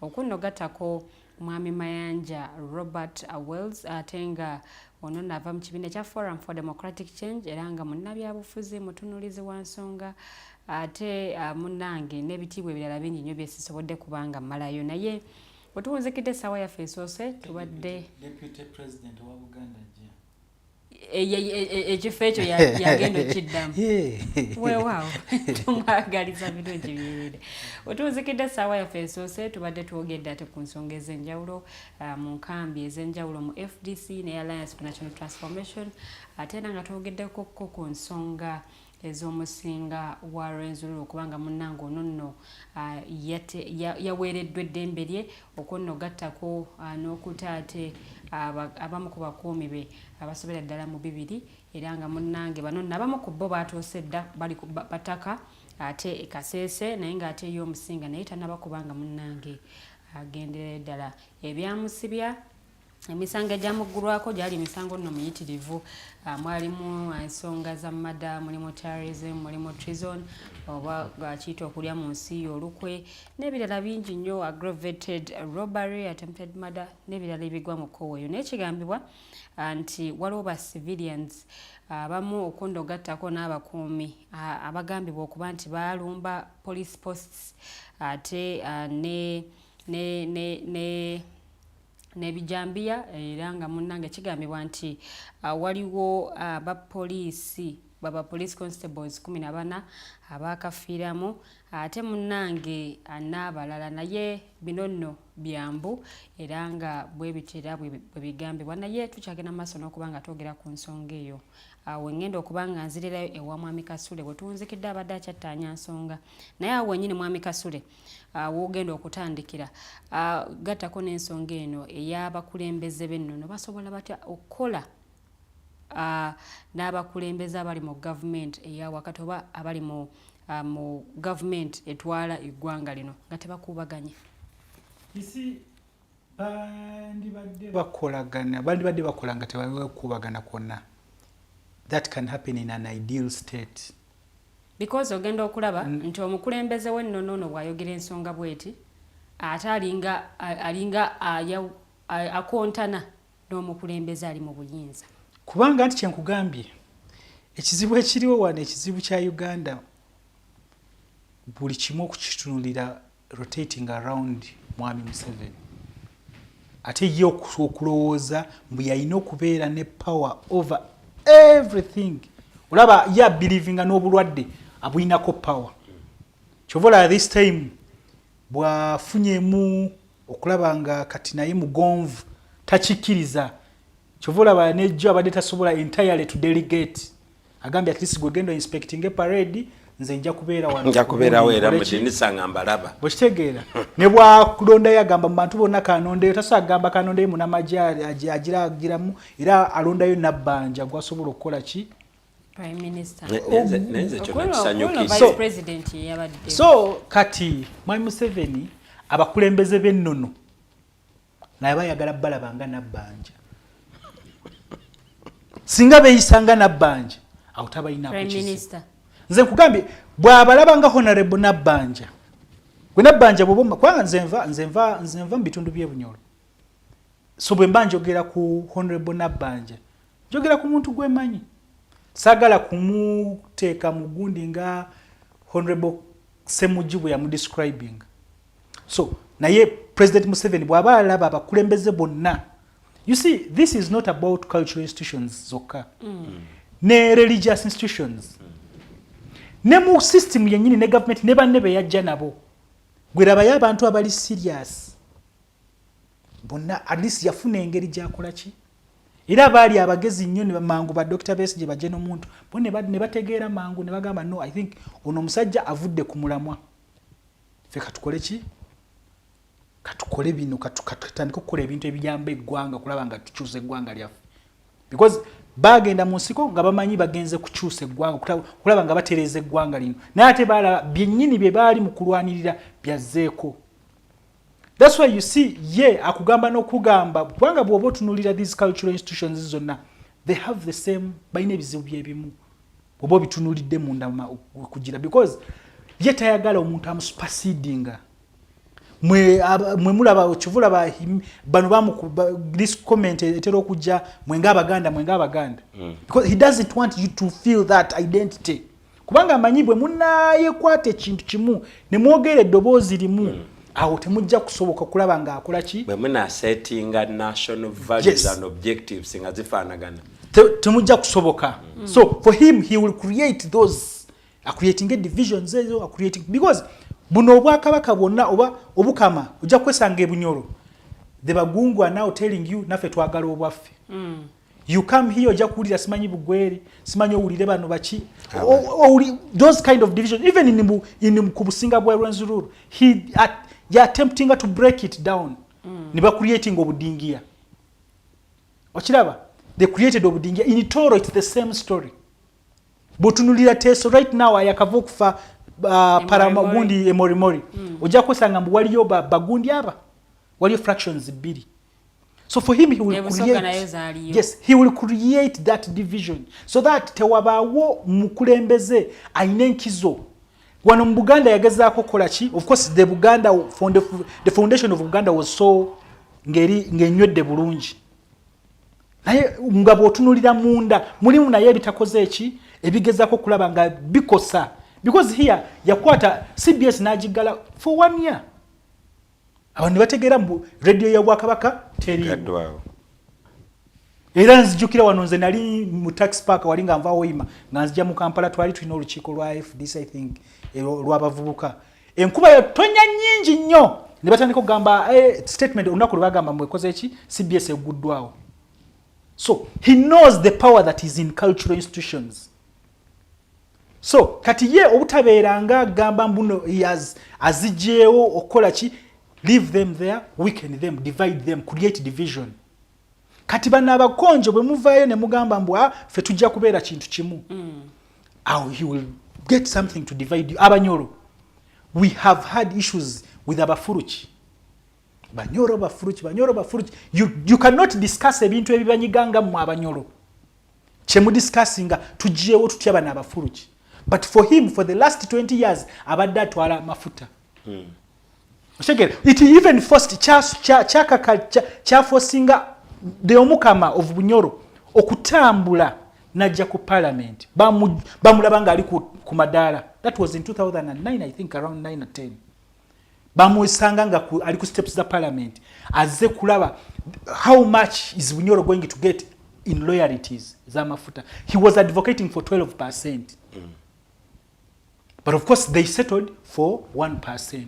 From 12 to 1. Yes, for them they settled for 1%. At 1% nga Bunyoro taina representative, because if you're telling me mu media house enu I'm a shareholder who is representing my interests, body bwetula mu ba shareholders bwe batula ani atulayo, which is not clear in the law. So ekizibu ekiriwo, it is governance issue. And the earlier all these institutions but is tunulira, because you see nze ntera okuwereza example nga amaliriza ku Catholic Church. Catholic Church, because of its foundation, Mwai Museveni abadde nga egeza kukola ki divisions tas creating a structure nga ugamba muno kati bano be kutuddewo bali bwe batinga bolaba ekibuli tuina oli Kampala tuina nakasero ngafa mbasiramu ate ne bituletera okwekonagana tusobola kwogera kimu because oli weri. So neno nayo kati singa all these cultural institutions zitegeera one amaanyi gaabwe ge bayina mu society, then ne bategeera what is good for their people, ne bagamba we are going to stick to that one, tugenda kusigala tuyimirire ku biruma abantu baffe, we can defeat this. Basobola nabo okuddamu ne bafuna eddembe lyabwe okulaba nga batambuza ensonga eza kingdoms zaabwe nga tebalina akoze eki abakomako, naye nga tebanaba kutegeera mbu they are supposed to be part of the struggle okulaba nga tutereza the governance issue in this country. Because olaba ne Mwami Museveni ogenda mu nsiku bwe yali mu nsiku wana Abaganda baali baganye, it was forcing okulaba nga baleese Ssaabasajja n'alabikirako kitegeera ne bagamba munaye alabikiddeko eruwero naye akoze eki naye ali mu kuwagira ki. And that's when Baganda joined. That's the power of the cultural institutions. So, chubaino chitegera so that balabe nga nabo betaba omukulaba nga tutereze gwanga lino. The governance issue, the governance question when never tell you addressed, we are going to keep on the same. Naye aziza nnyo Mwami Kasule, Mwami Mayanja nzizewo. Abakulembeze bana ab'ennono bakozesezza amaanyi gaabwe ge balina oba n'obuyinza bwe balina mu kutereeza embeera wano mu ggwanga. Ye abaffe basobola batya okukolera awamu n'abakulembeze abali mu buyinza nga tebakubaganya. Singa wanabeerawo obwenkanya, singa tunabeera beesimbu nga tetuli beerufu, ne tutadistortinga facts ezimu, abakulembeze baffe ab'ennono bandibadde so instrumental mu lugendo lwaffe olw'enkulaakulana, kubanga nti bino byonna bye tulimu democracy, political parties and what have you, byonna bigwira. Twetaaga amaanyi mangi nnyo okubikola ki kubitegeera. Nkuwa ekyokulabirako ekyamangu, Katikkiro wa Buganda bw'atandika campaign Mwanyi terimba, mumpola mpola Abaganda baawulira, because eddoboozi eribakunga lyabwe era ensonga bakola kuki yabwe. Report nasembeyo okutunuulira nga percentage increment mu production y'emmwanyi mu Buganda wano erinye ne mu Uganda at large, because sometimes Katikkiro afuluma nako okiwulira. Waliwo enkolagana ennungi wakati w'Obwakyabazinga, omukama bwa Bunyoro, obukama bwa Tooro bwa Rwenzururu. So tetusaana kubuuza abayinza kukola batya, wabula twebuuze obuzibu buvaawa. Genda ku parliament ku interest. The composition of Uganda is casted in concrete. when we received independence, we received something else. But tutambudde okutuuka leero, even to those who promised us a fundamental change, bye baali boogera tebyali ffe bye twali tusuubira. President Museveni naye yayekuyisiza ddala nga gavana wa Bungereza, yakwata bu province buno bu state n'abumalgamating n'abuteeka wano n'afuuka gavana omutuufu. Abalinawo kalembereza we bakolera it is at his mercy. Era abantu abamu kye bataategera Dr. Besigye baali eggulu n'aga nti bannange cultural institutions tezisobola kubeera at the mercy of the president, kubanga the foundation za Uganda nga bwe tukola ki bwe tugirina. Kati waliwo ebintu bingi nnyo bye tukoze ate ne tubikirako ettaka in the name of peace and stability. Mukyala Lilian, I have issues with state under Museveni for not to full a citizen by birth. And do you know why Museveni is failing around that account? Because these cultural institutions are still reminding us kuchichi kye tuli. Omukonjo ajja kugamba nze ndi Mulwenzururu. Kasule ajja kugamba nze ndi Munyoro. Abakulembeze baffe abo singa central government ebadde ina wiru, ebadde servinga interest na aspiration za munnaUganda, twandibadde tutambulira ku speed ya kizungirizi, because labayo omukama yasituka neyekandaga agenda ku parliament. Naye nga amaze okutunuulira, by the way, mu kuteesa ku mafuta they were excluded, just like all of us. Kyokka bwe tunamala okusima obufuta obwo mu myaka 3, ebizibu ebigendo tulekera ffe tugendo bikola ki nga tutandikira Bunyoro ne Buganda kijja kujja, kubanga ennyanja Nalubaale bagenda giyisaamu amafuta. Okitegedde? Omusajja yakima 12% bamuwa 1%. Abantu be basubjects be ne babajja ku nnimiro zaabwe mu 2013 n'olwaleero no compensation, nothing. Naye singa approach yali ndala nga from the word go mu negotiations z'amafuta entula zaatulanga w'omukama, Bunyoro nebeera mobilized by them ku exploiting resources nga zino ba cultural leaders bano we bandibadde bakola ki. Era ffe we tulina proposal ffe nga tuli mu buyinza tugenda kubeera ne parliament biri, tugenda kubeera ne upper house egenda kubeera nga ya House of Lords. Bano bananyini nsi, omukama kabaka wa Buganda, Kyabazinga, Emorimori, omusinga paramount choli parliament eno yaffe eno y'abasegirinye eno eyo yokuwala mpemezi eyo eri excessively political. Ebiteeso byayo bibeere nga biri vetted by senior legislative chi. Era nze ndowooza nti bwe tunaabeera n'enkola eyo kati tujja kubuuza DPP or dropping otya offenses against the republic, capital in nature, and you just walk away like that. Oba kitegeera. So tetusobola kwogera ku butya cultural institutions zino busobola kukola n'abantu abatayagala kukola. Kasule akugambye nti ba cultural leaders bwe banakkiriza ne beeyisanga nga mukwano gwange mukyala Nabbanja, President Museveni ajja kuba abaagala nnyo. Okiwulira? Bw'ogenda eno ebugerere omukulembeze waayo nobeera mu bantu baayo omuwulira nga mu butuufu mu neeyisa y'abakulembeze ab'ennono ono mulaba nga ye kasoole. So abo President Museveni abaagala nnyo, abatamanyi maanyi gaabwe, abatamanyi potential yaabwe. Naye nze nga Mayanja ngamba nti na zino cultural institutions naffe bwe tuzoogerako nga cultural institutions bya bulimba. These were political formations. Buganda culture ya Buganda togijja ku kabaka. No. Buganda was a political institution, ng'erina treasury, ng'erina judiciary, ng'erina buli kiramu. So bw'ongamba olwaleero nti Uganda eri culture, nsobola okukkiriziganya naawe nti ne Buganda is a cultural institution. Kakati ekyo kyokka kyokka okuba nti there is no space where we can talk about to what extent is this cultural institution is culture and to what extent were they political. If we don't have space to discuss about that, wano wetuli tuli ku bachita relative peace. But for development to take place, there must be sustainable peace. And sustainable peace, egenda kujanga ba stakeholders mu Uganda baweredde omwaganya to discuss the course that Uganda must take. Bobo gende kasese ochime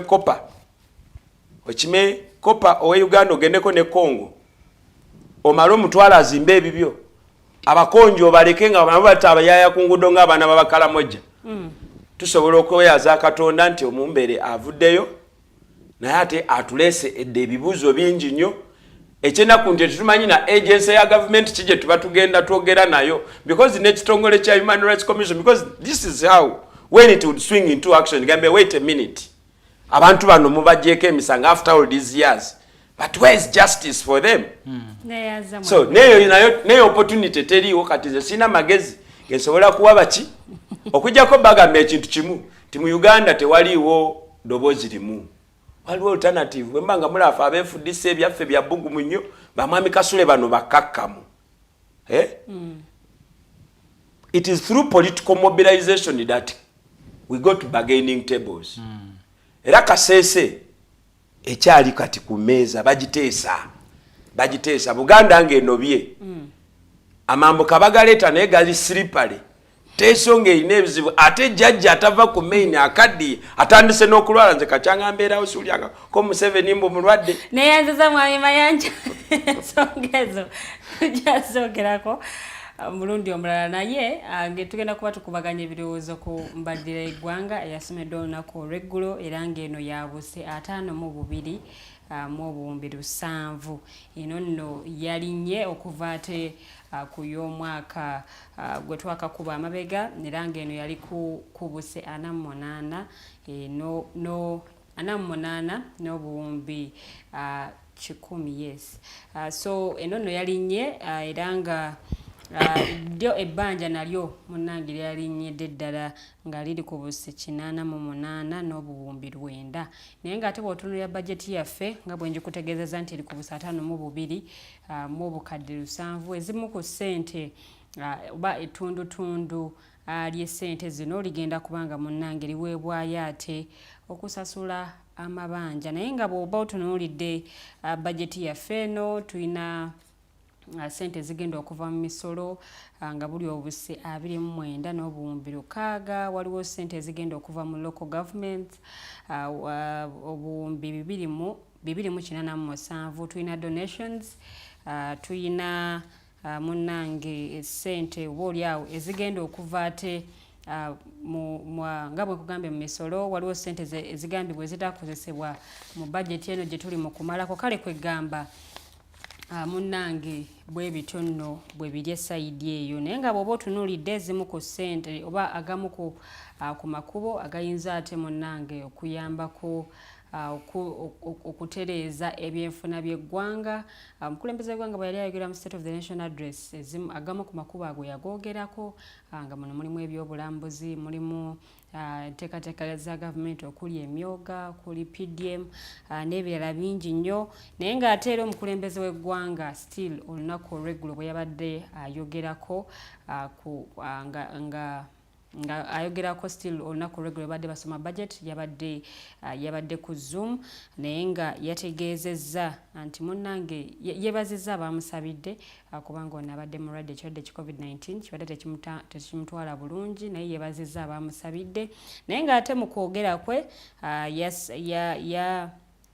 yasabye URA oba ekitongole ekiwooza omusolo wano mu ggwanga okwongera ate munnange okukolera ddala omulimu omunene bwe kituuka ate mu kusolooza emisolo, because bwe baba nga tebakoze bulungi kino nno kyaffectinga expenditure oba ate ensaasaanya yaffe ne service delivery. Ate munnange ebirala bingi nnyo byabadde mu budget eno byengenda okugenda mu maaso nga mbawaako Kasavu Kanyama ng'abakulu bagenda mu maaso n'okubanga nabo bawa endowooza zaabwe ku budget eno. Naye ng'ate era tebannaba kubanga bawa ndowooza zaabwe nga bwe nabadde ntandika nakutegeezeza nti bannaUganda bangi nnyo ensonga nga zino tebazettanira.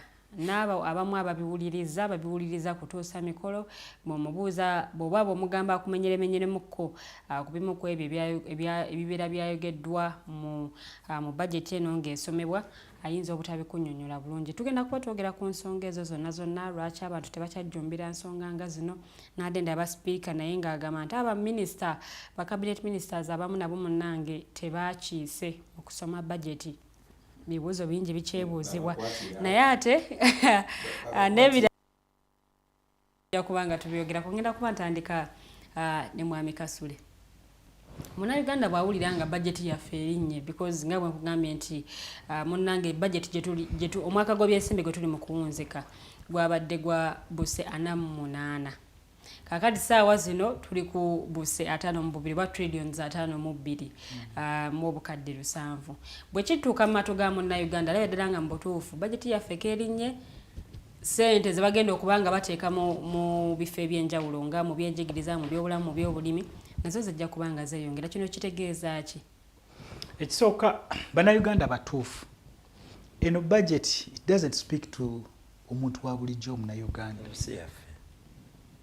Eyo budget gy'olaba kubanga edda bajjajjaffe bakugamba bw'aba yatumanga abaana mugende kubanga amaduuka gabangako distance. Enkya bagenda soma budget mugende muleeta amanda gabeerewo. Because yabanga amanyi mu budget egenda kujja eyogere ku bbeeyi y'emmwanyi ng'emmwanyi mweziri awo. Egenda kujja ebabuulire mbw amatooke oba biki ebintu ebyobulimi tugenda tubyongeddemu ssente bwezito oba bikyukamu bigenda kubeera bwe biti. But today you say a budget mugamba mbw erinye from 40 something trillion to 52 trillion. Omunnayuganda essente zigenda musaanyizibwawo eyinza kubanga eri 1 trillion. Budget kati kankulage kino ku budget eyo gye bakola bainako 3%. Eyo 3% etteeka libakkiriza to spend it nga teyekubizwako kirowoozo kyonna ne parliament tejoogerako the 3%. So these guys what they do bakola budget nene so that 3% ekole ki zibeerawo wali ebeere nene kivanze njagala politics osegeera 3% ebeere nene. That's why olaba speaker akugamba mbu ba minister tebakiise first of all tebabitegeera. Sokolindeko mwetuyisa budget ya bilioni 10. Yes. Mubeeramu obukadde bwaffe 3. Yes. Obubonga tubulyanga tewali atubuuza. Taliabuuza ne parliament tebuuza mu buspendinze muti it is law. So akakodio omwaka oguddako tusoma ya bilioni zi. It's not even miscellaneous ezo gundi satu budgeting. Benagundi satu ezo percentage satu ezo ku trillion satu mimi trillion 15 mu 2 3% ziba sente meka zisobola zibala kati ku sente ezo ku zino 52% twina eza trillion 52 trillion twina nga tonna bakujjako classified nga ba interns tonna balowooza abasomesa tonna balowooza ka aba police n'abasirikale jako classified osooka nojjako 3%. Eyo nogitwala ekyo ekikutya n'okiteeka wano naye ate balina ekirala kye bayita classified budget. Classified expenditure bwe bamala okujjako zino waliwo era omutemu omulala classified expenditure kiteeke mu Luganda. Ozege eyo classified yeriwa bye bagenda okugula teri agenda kubuuza bamuguza eki naddala sente zigenda mu defense mu security olwa in the name of national security interest. Yes. Tetubabuuza be basalawo nti tugule bomu naye jjukira batutte 3% zetamanyi oba zikwatibwa ne ziweebwa omuntu omu n'azirya. So that's the budget you are talking about. Kati nze bw'oba ngamba mbwe erinye nga bo balinyisa munyago gwabwe. Ate kati munnayuganda ye bw'awulira nti erinye essanyu lye nga lyeyongera. Ati kye tugezaako mukubira ettooki. Ongambye owampise wano okuba ttooki mu budget. Nze nkulaga etteeka liweereza abo abagira budget yaffe abatutegekera ministry ya finance okuspendinga 3% of that money gye budget gye basomye nga teri abuuzizza. Ne parliament ya Uganda ezo tezinaako buki appropriating chovola oteba ngambe mbadde sobola kujja ku share discussing budget. So kati nze bwobo ngamba budget, by the way I don't look into that because President Museveni twabadde to expecting at this time. President Museveni engeri gyabadde ayogera n'agamba abalwa abavumirira PDM babasibe. That is treason. Tukola ki nabadde nsuubira mbu wagenda kujjayo ekintu ekirala because ne bwebanga program nfu at least awe bandiragidde mbuno kati omuzinzi kati bandikitaddeko make up omulambo ne gunyiri. Ostegera but olaba ne PDM tebabadde clear. The speaker yayogedde sente ezireeteddwa mu local government ate jjukira nti parish development model zezimu ku intervention mu local government questions of funding anti tubadde nga tuziteeka ku district ezikola katika tuziteeke kuki ku ttaka.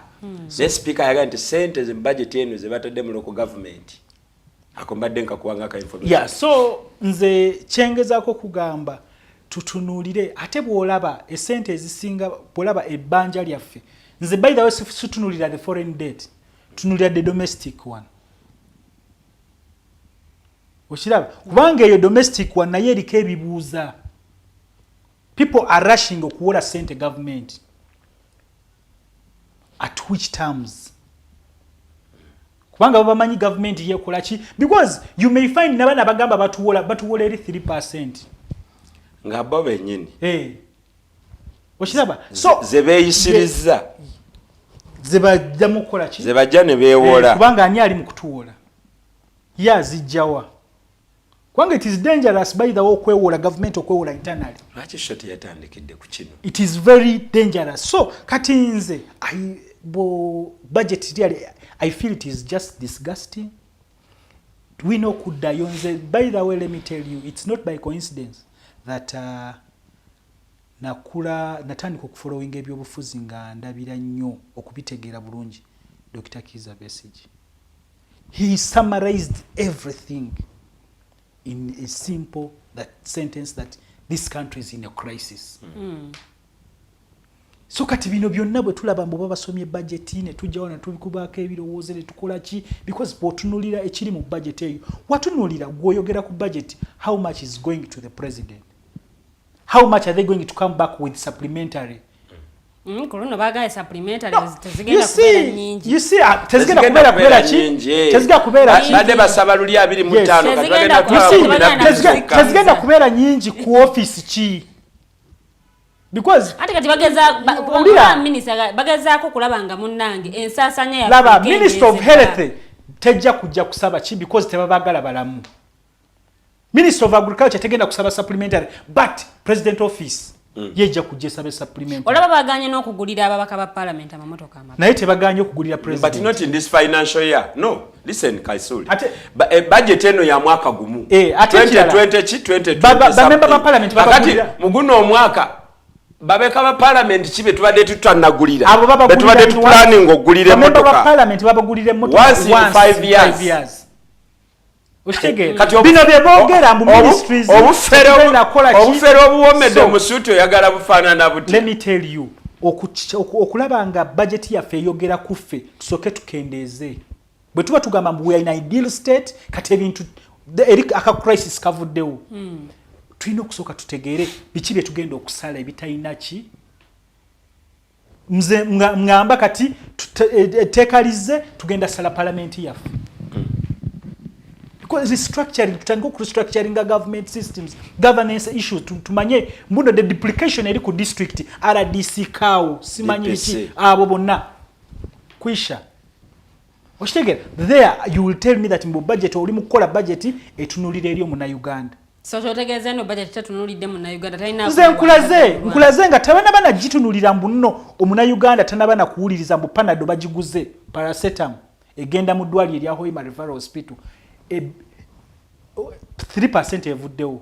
Nkubuuziza wasoma mathematics mbulira trillion 5 3% ziba sente mmeka siliawo mu buwumbi awo wakati okitegere obwo bugenze ate nga tonabana kujja kino how much is going to be lost in corruption because Betty Kame told us that until the victims raise up corruption is going to go on and on. So nga tonabana kujjako ezigenda okusasula the main government offices ze twa creating from RDC paka to Viso. Kino kivako kuba nti obuyambi obumu bwe twali tufuna bwasalibwako olw'etteeka lino kati epya lye tulinawo. Ekyo kyo kigenda kukosa bukosa munnaUganda kubanga ne president akugambye mu bigambo bye mbu URA mwongeremu okwenyweza. Actually tekigenda kukosa bannaUganda. Kigenda kukosa URA yalagiddwa ti bwe badde kukuba embooko nnya novaamu omusolo gwa milioni 10 kati bakukube bina omusolo osobola okukola ki mwongere okuwa omusolo mwabayina wano media house osasula mmeka oshege so kati ekyo bo bagenda okukola ki because you see nga tetunaba kufuna discipline Uganda tetunaba kusobola okugamba mu tusobola okwetengera nga tetulina discipline engeri gye turunning affairs zaffe kubanga even this greed you're creating a big parliament it is lack of discipline.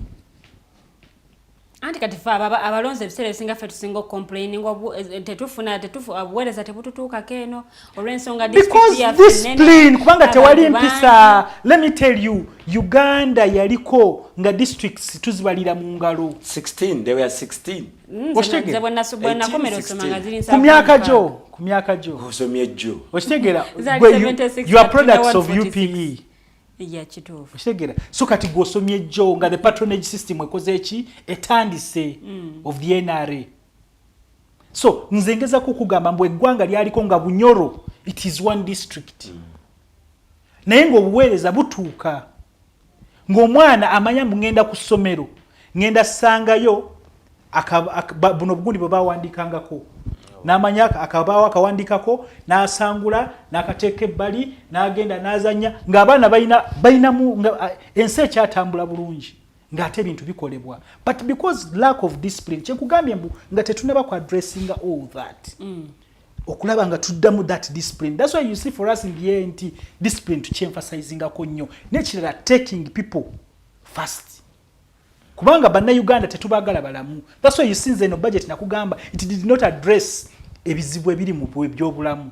because for us in the ANT we believe that abantu instead of gamba take dagala mu ddwaliro lwaki tetureducing abantu abagenda mu ddwaliro biki ebireetera abantu okulwala nkugambye neno stress yokka gye tuyitamu because oze notta abantu nga batunulira emisana to eyo stress trauma eyo egenda kutta abantu egenda kulwaza abantu endwadde ze batategeera teri bulwadde bw'ongamba mu butta but the psychological whatever yesingo kola ki okutta abantu so tosa kungamba mu budget egenda ku addressing etunulide omunnaUganda nga tetunulidde mu bintu bwe bityo ekintu kya education ne budde buno as we talk obadde owulira universities mwe bakugamba degrees are now expired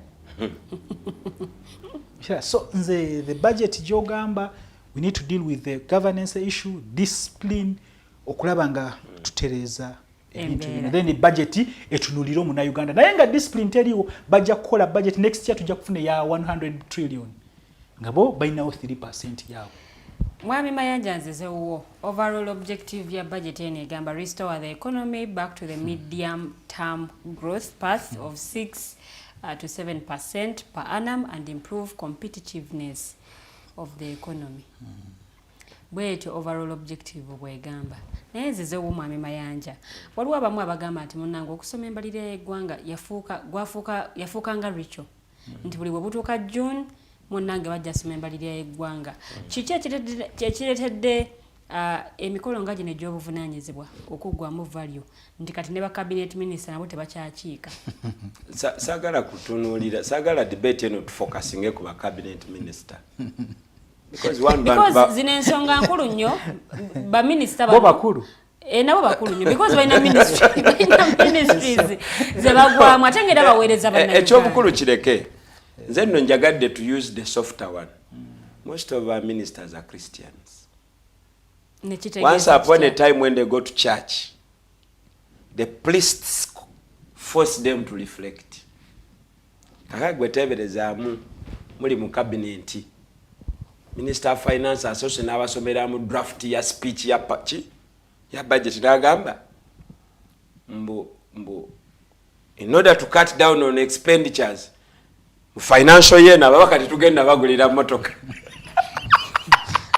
teri kubagulira motoka mati yono yatugamba mbuye yali awo ngamba bati betwa international trips bino ebyokugenda ebweru w'eggwanga nazo let us stop at one. Let us stop at one. Mu mwaka guno wadde bagenda gulira ababaka bameke emmotoka. Kukendeza nsasa. No, bali ziriwa. Emmotoka twazigula omulundi gumu nga tamu etandika.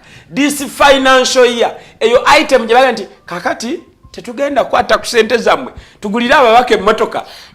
Matiya Kasaija ne mwami Museveni because budget baya president. Ninda kumalize kati. I want to pad example ya ababaka. Na ye item erimu item nze nagiwulidde. Okay, but let me now calm down. Abanna-Uganda balina ennaku ebamala. Tebakyalina budde bwa kwonoonera mugabozibozi. In fact, bagenda ne balaba alien skin ng'avuganyani.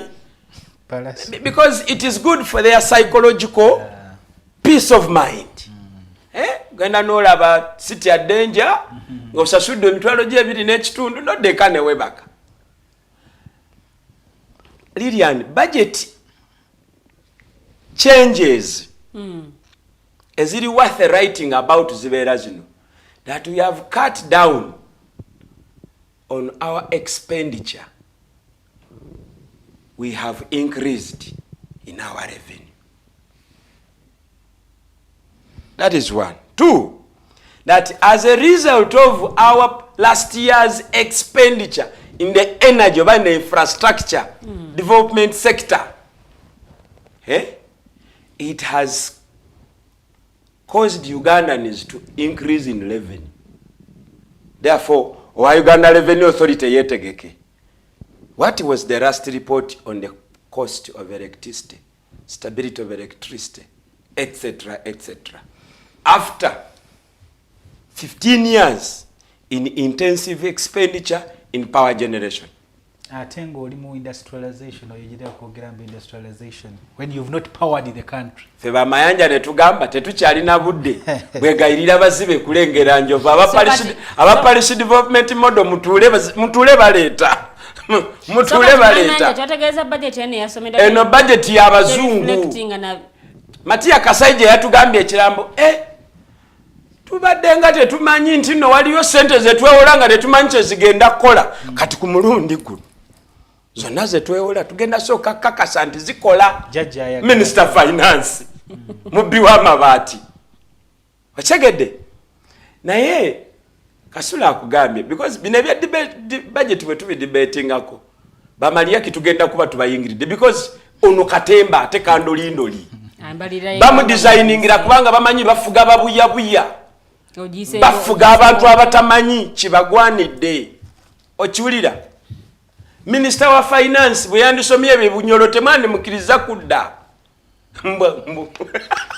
no yazze actually university ankoni information bwe yazze honorable Nyakato bwe yakyogedde muno banange university yaffe tebagiwadde sente because it is not yet what okimanyi nali abagamba yateeka tebya university ebi kati mulinde kugenda kulinda ko era nabanja naye kangabiriza n'agamba obyogerako otya omubaka w'abantu owa Oyiro City Uganda alese omulimu w'abalonzi gwe bamulondera era government nemugulira n'emmotoka agukoze prime minister mge nzirangamu nenkulaba yagambye empuga malwaliro kimayo kyo oli musawo okimaki mu bintu byaffe tusibye ebintu byaffe bikute abasiru babigoberera otagala kimpuga. So budget eno mchala Lilian erimu ekintu ekiri fundamental kimu. The biggest percentage of it is going to service our loans. Abanje tweula manji. Nega tukolede ki. Kati nze sobola kusanyuka nga budget yaffe yeeyongeddeko naye nga sente zetwongeddemu tezigenda kukola ku byetaago byaffe nga bannaUganda zigenda kusasulira zetwalya naye nga tetumanyi kyezaakola. Gwe ng'osuubira nti jjajja wange taata wange omugenzi Paulo Kizito ng'abadde akyaliwo akyalina obukolo bw'emmwanyi bw'asobola okunoggolamu endebe bw'ayinza okutagala ne kalediyo mwawuliriza budget tekisoboka. Era ne baminisita abakristaayo eyo gye natandikidde bw'abanga budget bagisomera lwakumeka lwakutaano abamu balokole babaddeko mu night players kati nga tebasobola kubeerawo mu obwo obulimba obuli well orchestrated abamu bagenze bafuna ensonyi batya okufera abantu baabwe nga babalaba. Kasule akugambye nti oba weziri oba teziriiwo kasita bamala okuyisa nga basooka banokolako ekiwagu ekyengabo ng'ekyo bakiteeka wano nga nti katutemeteme ezisigaddewo.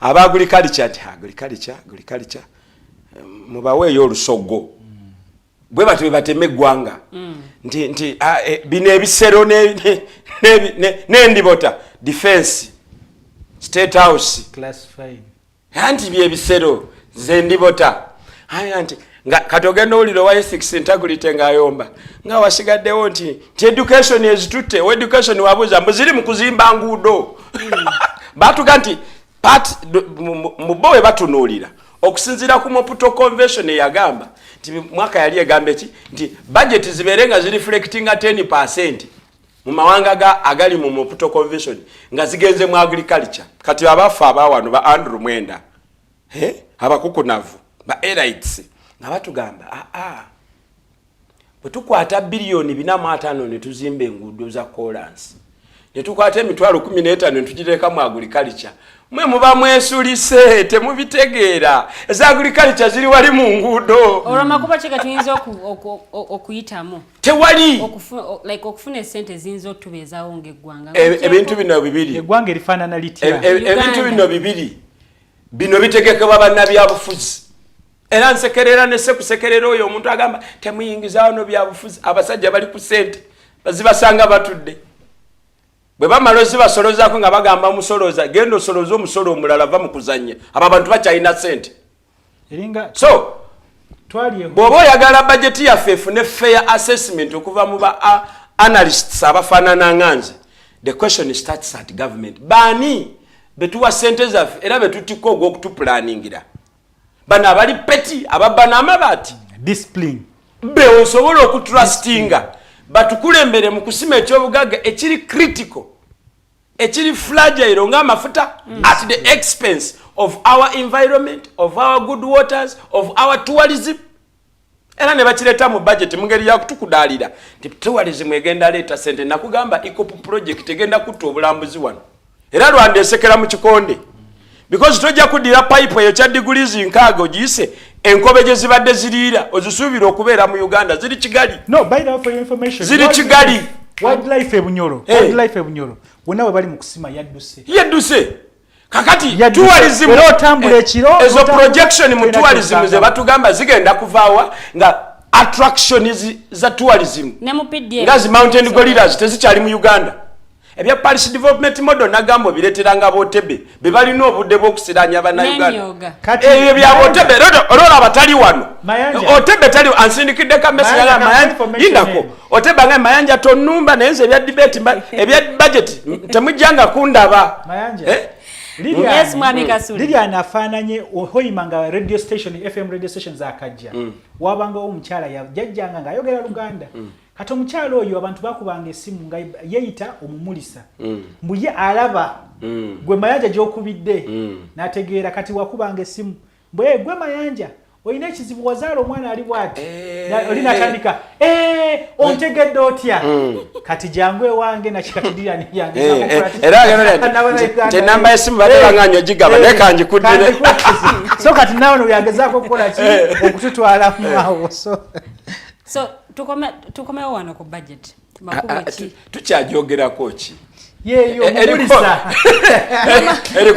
okujjako tugabe namba z'essimu abapolisi mwana atugambye nti bajeti ya Uganda ezimbiddwa ku programu mumulisa omuntu abeera ku radio nakubulira amanyago n'ebizibu ebiri mu nyumba newewuunya ontegedde otya because kirungi kyemugirabamu Lilian Mwami Mayanja nze ngirabamu ekirungi kimu kyokka nti egenda kwongera okwavuwaza bannayuganda naye gye banaakoma enteekateeka ze bayinza okufunamu okulya emyoga ne PD waliwo ez'okutraininga abavubuka mirimu gy'emikono kwegamalawo sente ezateekeddwawo kubanga bannayuganda basobola okuganyulwamu tubikubireko mu naye nze nkugamba nti genda bulaayo dde bw'obanga oyagala okukwata ku munnayuganda omujje mu bwavu kwata ebitundu 23 ku buli 100 bya budget obiteeke mu byobulimi. Ebyobulimi bibere ne research. Abantu tebamala gaddamu galima. Museveni ye wanambu yakuba the 3C cash crop. Naye era evidenti akakatini kali k'abannansi. Amajani gali gabaki. Emwanyi zaali zabaki. Cotton ne tobacco byali byabaki. Kati olwaleero economy diversified as it is eri mikono gy'abaani. Ngera ng'osuubira mu minisita omukristaayo. Kweno kereziya yaganyo sabira katolo wamolo okugendako mu tsapu.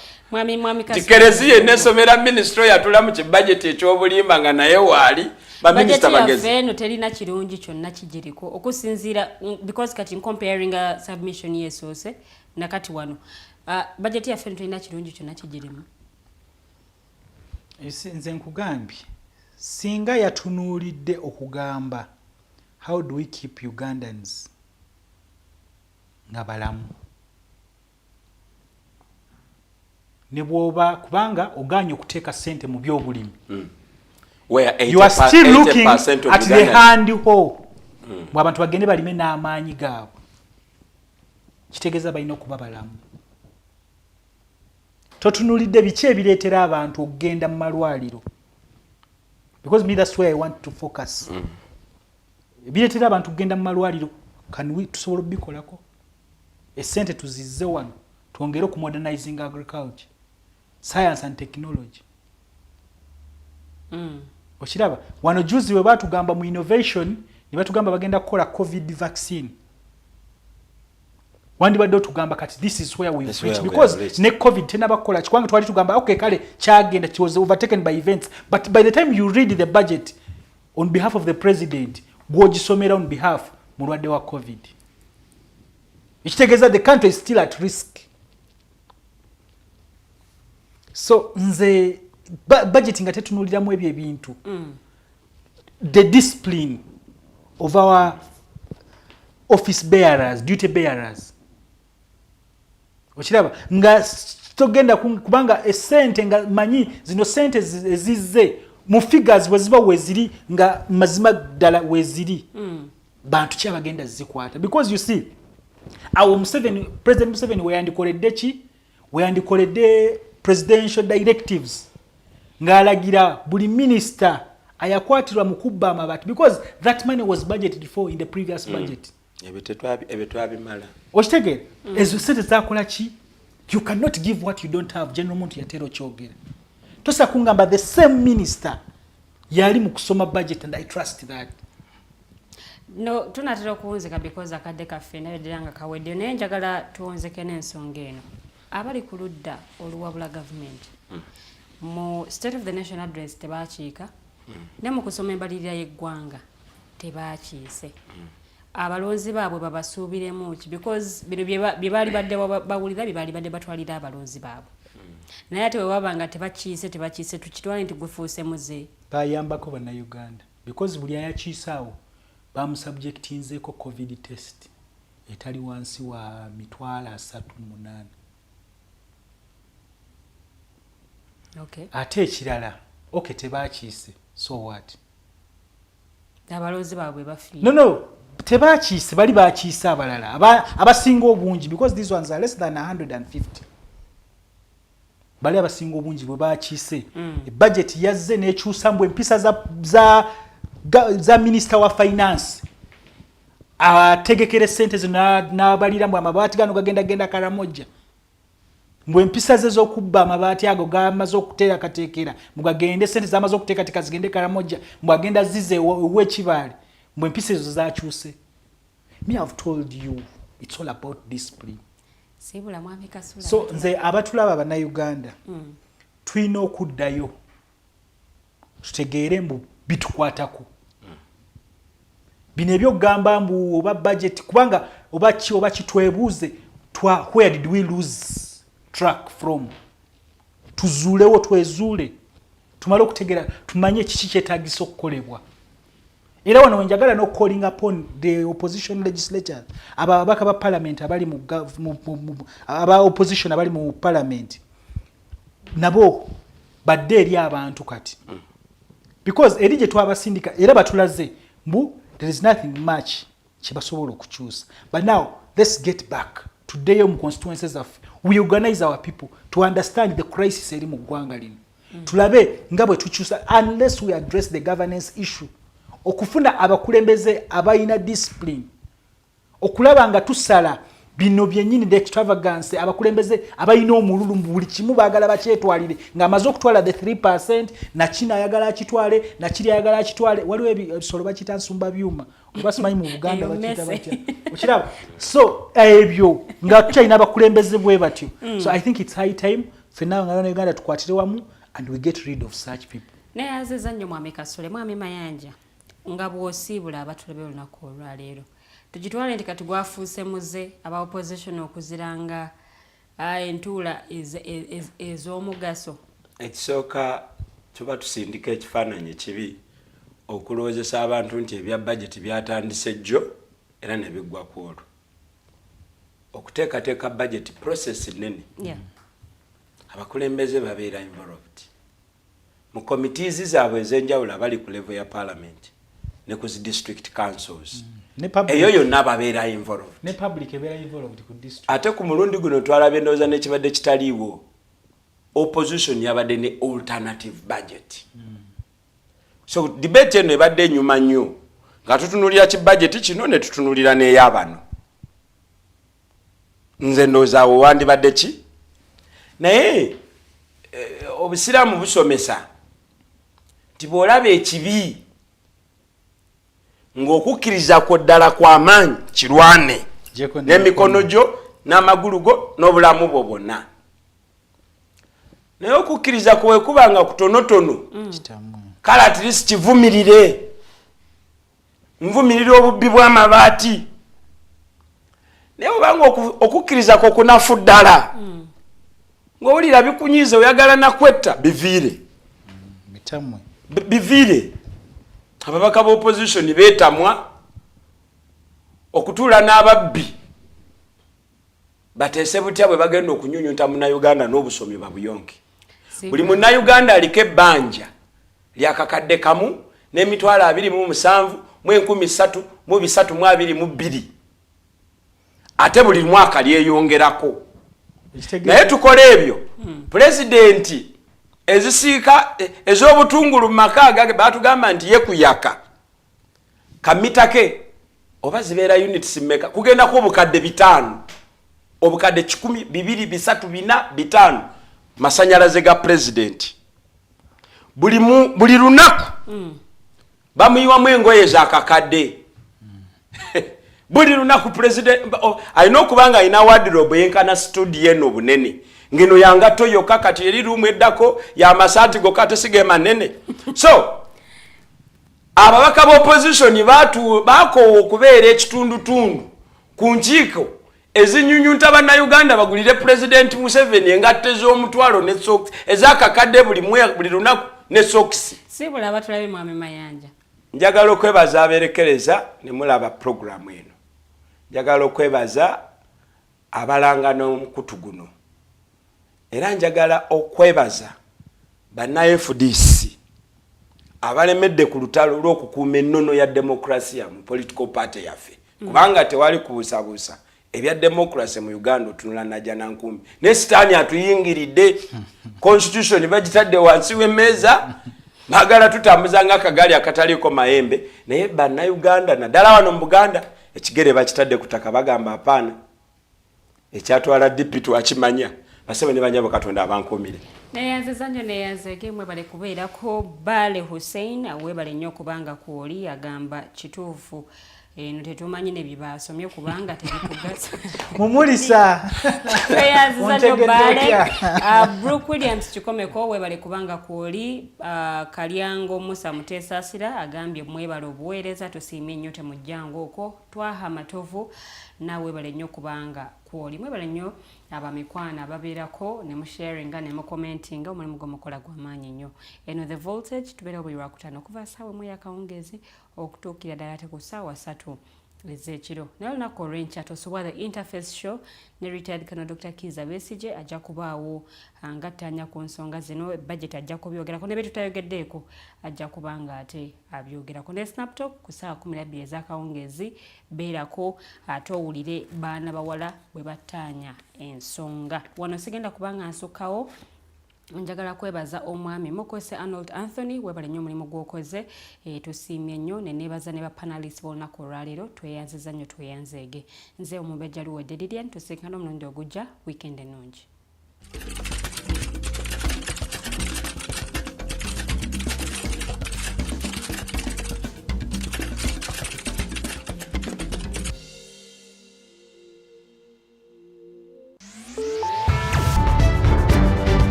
The Alternative Digitalk.